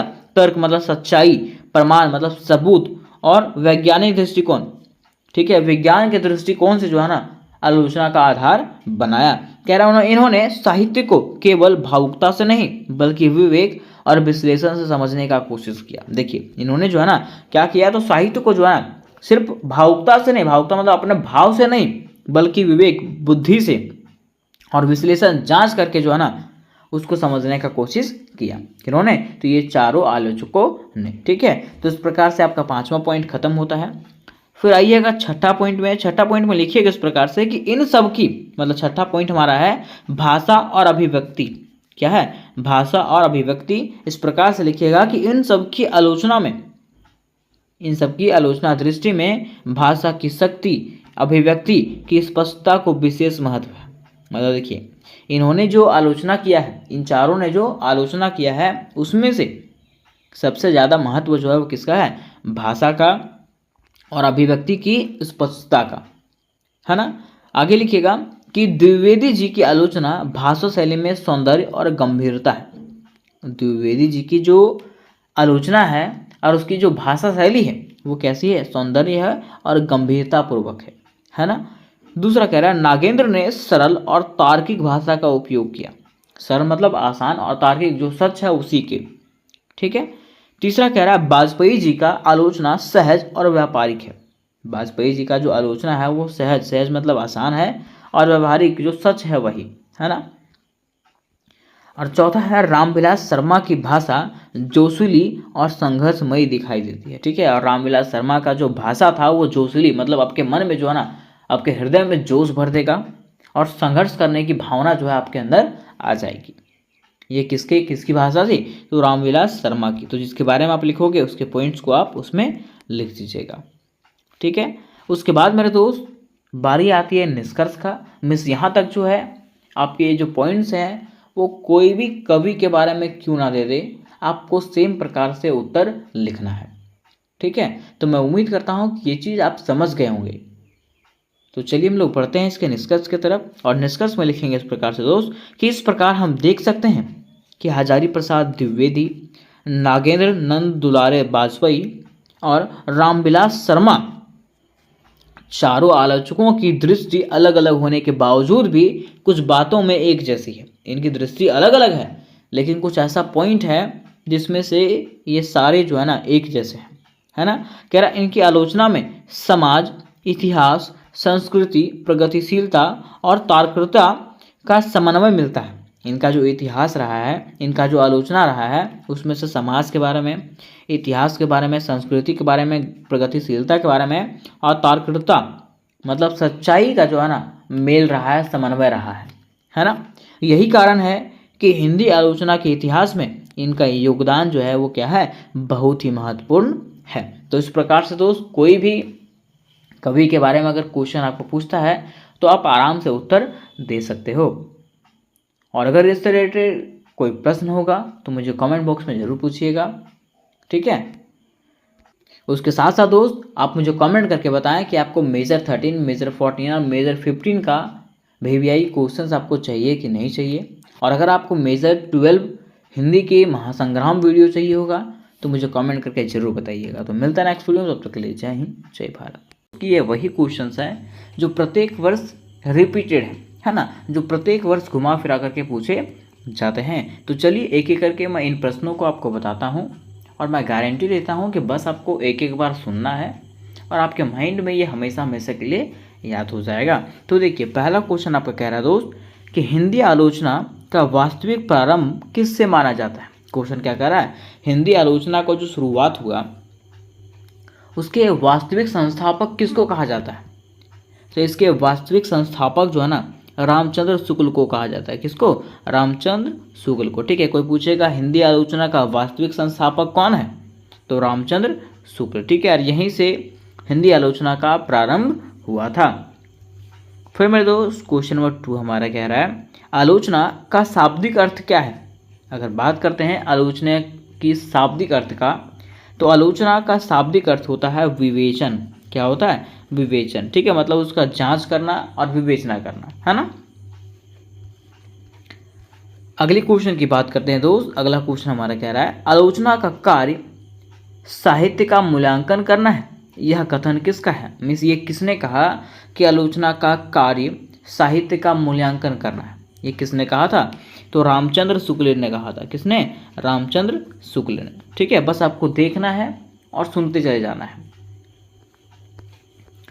क्वेश्चन नंबर 4 की बात करते हैं दोस्त। कह रहा हमारा आचार्य शुक्ल से पूर्व की आलोचना को क्या कहा जाता है। तो आचार्य शुक्ल से पूर्व की आलोचना को जो है ना भावनात्मक आलोचना कहा जाता है। क्या कहा जाता है, भावनात्मक आलोचना कहा जाता है। नेक्स्ट क्वेश्चन कह रहा है दोस्त कि हिंदी आलोचना का युग विभाजन किसने किया। तो हिंदी आलोचना का युग को जो बांटा गया वो किसने बांटा है, डॉक्टर नागेंद्र ने। किसने, डॉक्टर नागेंद्र ने। ठीक है, अगला हमारा क्वेश्चन है कि हिंदी आलोचना में वैज्ञानिक दृष्टिकोण किस युग से आया। तो हिंदी आलोचना में वैज्ञानिक दृष्टिकोण जो है ना वो शुक्ल युग से आया। कहाँ से, शुक्ल युग से। ठीक है, क्वेश्चन नंबर 7 हमारा कह रहा है दोस्त कि व्यवहारिक आलोचना किससे संबंधित है। तो व्यवहारिक आलोचना जो है ना वो कृति के प्रत्यक्ष विश्लेषण से, मतलब जो हमारा कृति है, जो आप रचना की है, चाहे वो कविता हो चाहे वो कहानी है, उसका प्रत्यक्ष सही रूप से विश्लेषण करने से, है ना। आगे है तुलनात्मक आलोचना का आशय क्या है। तुलनात्मक मतलब तुलना करना, है ना। जो भी आप रचना की है, चाहे वो कविता हो चाहे वो कहानी हो, है ना, उसके कृतियों के बीच में क्या करना, परस्पर तुलना करना। ठीक है, इसी को क्या कहते हैं, तुलनात्मक आलोचना कहते हैं। नेक्स्ट क्वेश्चन कह रहा है दोस्त कि हिंदी साहित्य का इतिहास किसकी आलोचना दृष्टि का उदाहरण है। तो ये जो है ना रामचंद्र शुक्ल की आलोचना दृष्टि का उदाहरण है। इन्होंने ही हिंदी साहित्य का इतिहास लिखा है। फिर क्वेश्चन नंबर 10 हमारा कह रहा है हिंदी आलोचना में समाज शास्त्रीय दृष्टि किससे जुड़ी है। तो हिंदी आलोचना में समाज शास्त्रीय दृष्टि जो है ना वो रामविलास शर्मा से जुड़ा है। किससे, रामविलास शर्मा से, है ना। अगले क्वेश्चन की बात करते हैं दोस्त। कह रहा है काव्य में लोकमंगल की स्थापना किसने किया। तो काव्य में लोकमंगल की स्थापना जो है ना आचार्य रामचंद्र शुक्ल ने किया। किसने, आचार्य रामचंद्र शुक्ल ने। अगला हमारा क्वेश्चन कह रहा है दोस्त कि काव्य सौंदर्य और भावनाभूति पर बल किसने दिया। तो काव्य सौंदर्य और भावनाभूति पर बल जो है वो डॉक्टर नागेंद्र ने दिया। किसने, डॉक्टर नागेंद्र ने। अगला हमारा क्वेश्चन कह रहा है दोस्त कि इतिहास और साहित्य का गहरा संबंध किस आलोचक की दृष्टि है। तो ये जो है ना हजारी प्रसाद द्विवेदी जी का आलोचक दृष्टि है। क्वेश्चन नंबर 14 की बात करते हैं दोस्त। कह रहा है समाज और साहित्य को अभिन्न मानना किस आलोचक की मान्यता है। तो ये रामविलास शर्मा की मान्यता है। क्वेश्चन नंबर 15 की बात करते हैं। कह रहा है सैद्धांतिक आलोचना का मुख्य कार्य क्या है। तो सैद्धांतिक आलोचना का मुख्य कार्य सिद्धांत और नियम बनाना होता है। क्या होता है, सिद्धांत और नियम बनाना। अगला क्वेश्चन नंबर 16 की बात करते हैं। कह रहा दोस्त कि तुलनात्मक आलोचना का विकास किस युग में हुआ। तो तुलनात्मक आलोचना का विकास जो है ना शुक्लोत्तर युग में हुआ था। कब हुआ था? शुक्लोत्तर युग में। ठीक है, इस युग में जो है तुलना करने का आलोचना आया था, है ना। 70 नंबर क्वेश्चन कह रहा है दोस्त कि समकालीन आलोचना की प्रमुख विशेषता क्या है? तो समकालीन आलोचना की प्रमुख विशेषता उत्तर आधुनिक दृष्टि है। क्या है? उत्तर आधुनिक दृष्टि। अगला हमारा क्वेश्चन कह रहा है दोस्त कि काव्य का मूल उद्देश्य आनंद है। यह किसकी मान्यता है? इस कविता का जो मूल उद्देश्य होता है वो आनंद देना होता है। ये किसका मान्यता है? तो नागेंद्र जी का। किसका? नागेंद्र जी। नेक्स्ट क्वेश्चन हमारा कह रहा है समाजशास्त्रीय आलोचना पद्धति किस आलोचक से जुड़ी है? तो समाजशास्त्रीय आलोचना पद्धति जो है ना रामविलास शर्मा से जुड़ी है। किससे? रामविलास शर्मा से। क्वेश्चन नंबर 20 हमारा कह रहा है दोस्त कि हिंदी आलोचना के शुक्लोत्तर युग की प्रमुख विशेषता क्या है? तो हिंदी आलोचना के शुक्लोत्तर युग की प्रमुख विशेषता जो है ना सौंदर्य परक दृष्टि है। क्या है? सौंदर्य परक दृष्टि। आगे है साहित्य समाज का दर्पण है किस आलोचक का मत है? तो साहित्य समाज का दर्पण है ये रामचंद्र शुक्ल का क्या है? मत है ना। फिर क्वेश्चन नंबर 22 हमारा कह रहा है दोस्त कि आलोचना का कार्य केवल दोष ढूंढना नहीं है। यह किसने कहा? मिस आलोचना का काम सिर्फ गलती को ढूंढना नहीं है। ये किसने कहा था? तो ये जो है ना रामचंद्र शुक्ल ने कहा था। किसने? रामचंद्र शुक्ल ने कहा। अगला हमारा क्वेश्चन कह रहा है दोस्त कि हिंदी आलोचना के जनक किसे कहा जाता है? तो हिंदी आलोचना के जनक जो है ना आचार्य रामचंद्र शुक्ल को कहा जाता है। किसको? आचार्य रामचंद्र शुक्ल को। या तो ऑप्शन सिर्फ ऐसे भी दे सकता है आपको कि आचार्य शुक्ल, है ना। क्वेश्चन नंबर 24 हमारा कह रहा है दोस्त कि आलोचना और समीक्षा में मुख्य अंतर क्या है? आलोचना और समीक्षा में जो मुख्य अंतर होता है, आलोचना में मूल्यांकन होता है। ठीक है, आलोचना का मतलब क्या होता है? मूल्यांकन करना। फिर क्वेश्चन नंबर 25 हमारा कह रहा है कि इतिहास दृष्टि का प्रवेश हिंदी आलोचना में किसने करा है? तो इतिहास दृष्टि का प्रवेश जो है ना हिंदी आलोचना में रामचंद्र शुक्ल ने करवाया। किसने? रामचंद्र शुक्ल ने। आगे 26 नंबर क्वेश्चन कह रहा है काव्य का उद्देश्य जीवन की साधना है। किसका मत है? तो ये जो मत है वो रामचंद्र शुक्ल जी का है। किसका? रामचंद्र शुक्ल जी का। क्वेश्चन नंबर 27 कह रहा है दोस्त कि काव्य लोकमंगल का साधन है। यह किस आलोचक की मान्यता है? ये जो है ना रामचंद्र शुक्ल की मान्यता है। अगला हमारा क्वेश्चन कह रहा है व्यवहारिक आलोचना का प्रचलन सबसे पहले कहाँ हुआ? तो व्यवहारिक आलोचना का प्रचलन जो है ना सबसे पहले पाश्चात्य साहित्य में हुआ। ठीक है। आगे दोस्त नंद दुलारे वाजपेयी किस प्रकार की आलोचना के लिए प्रसिद्ध हैं? ये जो है ना मनोवैज्ञानिक आलोचना के लिए प्रसिद्ध है। तो कोई क्वेश्चन पूछेगा कि नंद दुलारे वाजपेयी किस आलोचना के लिए प्रसिद्ध है? तो मनोवैज्ञानिक आलोचना। अगला क्वेश्चन कह रहा है दोस्त कि साहित्य और संस्कृति का गहरा संबंध किस आलोचक ने प्रतिपादित किया? तो इसका राइट आंसर हो जाएगा आपका हजारी प्रसाद द्विवेदी, है ना। नेक्स्ट क्वेश्चन कह रहा है दोस्त शुद्ध सौंदर्य पर बल देने वाले आलोचक कौन थे? तो इसका राइट आंसर हो जाएगा नागेंद्र। क्या हो जाएगा? नागेंद्र। आगे है आलोचना का उद्देश्य क्या है? आलोचना का उद्देश्य क्या होता है? तो साहित्य का मूल्यांकन करना, साहित्य का जांच करना, है ना। फिर क्या है रामविलास शर्मा की आलोचना दृष्टि किस पर आधारित थी? तो इनकी जो आलोचना दृष्टि है वो समाज शास्त्रीय दृष्टि थी। ठीक है, वो समाज को भी इसमें शामिल करते हैं। आगे दोस्त भारतीय काव्यशास्त्र पर विशेष बल किस आलोचक ने दिया? तो भारतीय काव्यशास्त्र पर विशेष बल जो दिया वो नंद दुलारे वाजपेयी जी ने दिया था। अगला क्वेश्चन कह रहा है दोस्त कि काव्य की आत्मा रस है। तो काव्य की आत्मा रस है, ये किसका मत था? तो ये आचार्य भरत मुनि का मत था। किसका? आचार्य भरत मुनि का। नेक्स्ट क्वेश्चन कह रहा है दोस्त कि हिंदी आलोचना का शुक्लोत्तर युग कब से प्रारंभ हुआ था? तो 1941 ईस्वी से। कब? 1941 ईस्वी से प्रारंभ हुआ था। आगे है, समकालीन आलोचना का प्रमुख स्वर क्या है? तो समकालीन आलोचना का प्रमुख स्वर जो है ना, उत्तर आधुनिकता है। क्या है? उत्तर आधुनिकता। ठीक है। 38 नंबर क्वेश्चन कह रहा है, रचना और परंपरा पुस्तक किसकी है? तो रचना और परंपरा पुस्तक जो है ना, हजारी प्रसाद द्विवेदी जी का। किसका? हजारी प्रसाद द्विवेदी जी का। 39 नंबर क्वेश्चन कह रहा दोस्त कि भारतीय साहित्य की भूमिका किस आलोचक की पुस्तक है? तो भारतीय साहित्य की भूमिका रामविलास शर्मा जी की क्या है? पुस्तक है। अगला हमारा क्वेश्चन कह रहा है, हिंदी आलोचना का इतिहास किसकी पुस्तक है?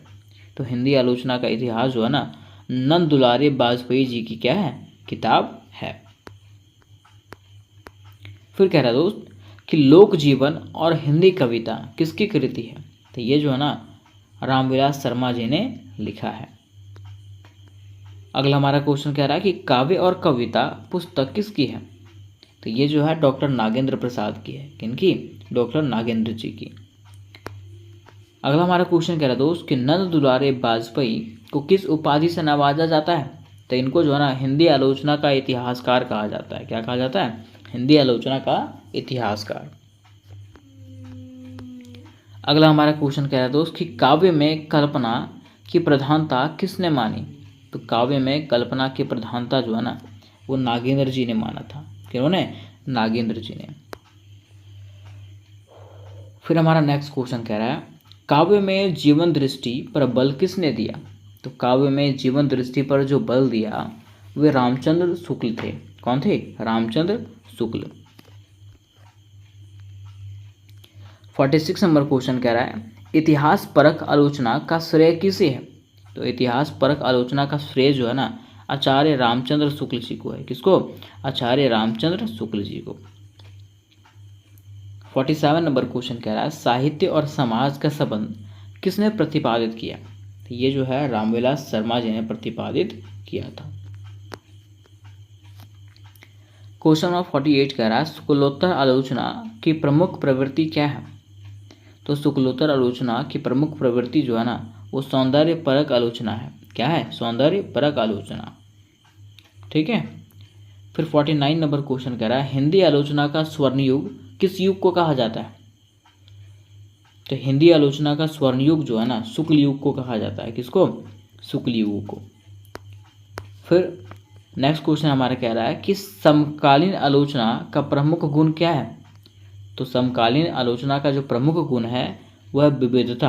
क्या है? विविधता मतलब अलगाव, है ना। तो यहाँ तो दोस्तों हम लोगों ने इसके 50 MCQ क्वेश्चन को कंप्लीट किया। अब मेरे दोस्त, अगर आपको मेजर 12 हिंदी के महासंग्राम वीडियो चाहिए होगा, क्या? मेजर 12 हिंदी के महासंग्राम वीडियो, ठीक है, तो इसके लिंक दोस्त मैं आपको डिस्क्रिप्शन बॉक्स में डाल दूंगा, क्योंकि मैंने इसके महासंग्राम वीडियो को कंप्लीट करा दिया। ठीक है। मात्र एक वीडियो से आप पूरे मेजर 12 की तैयारी कर सकते हो।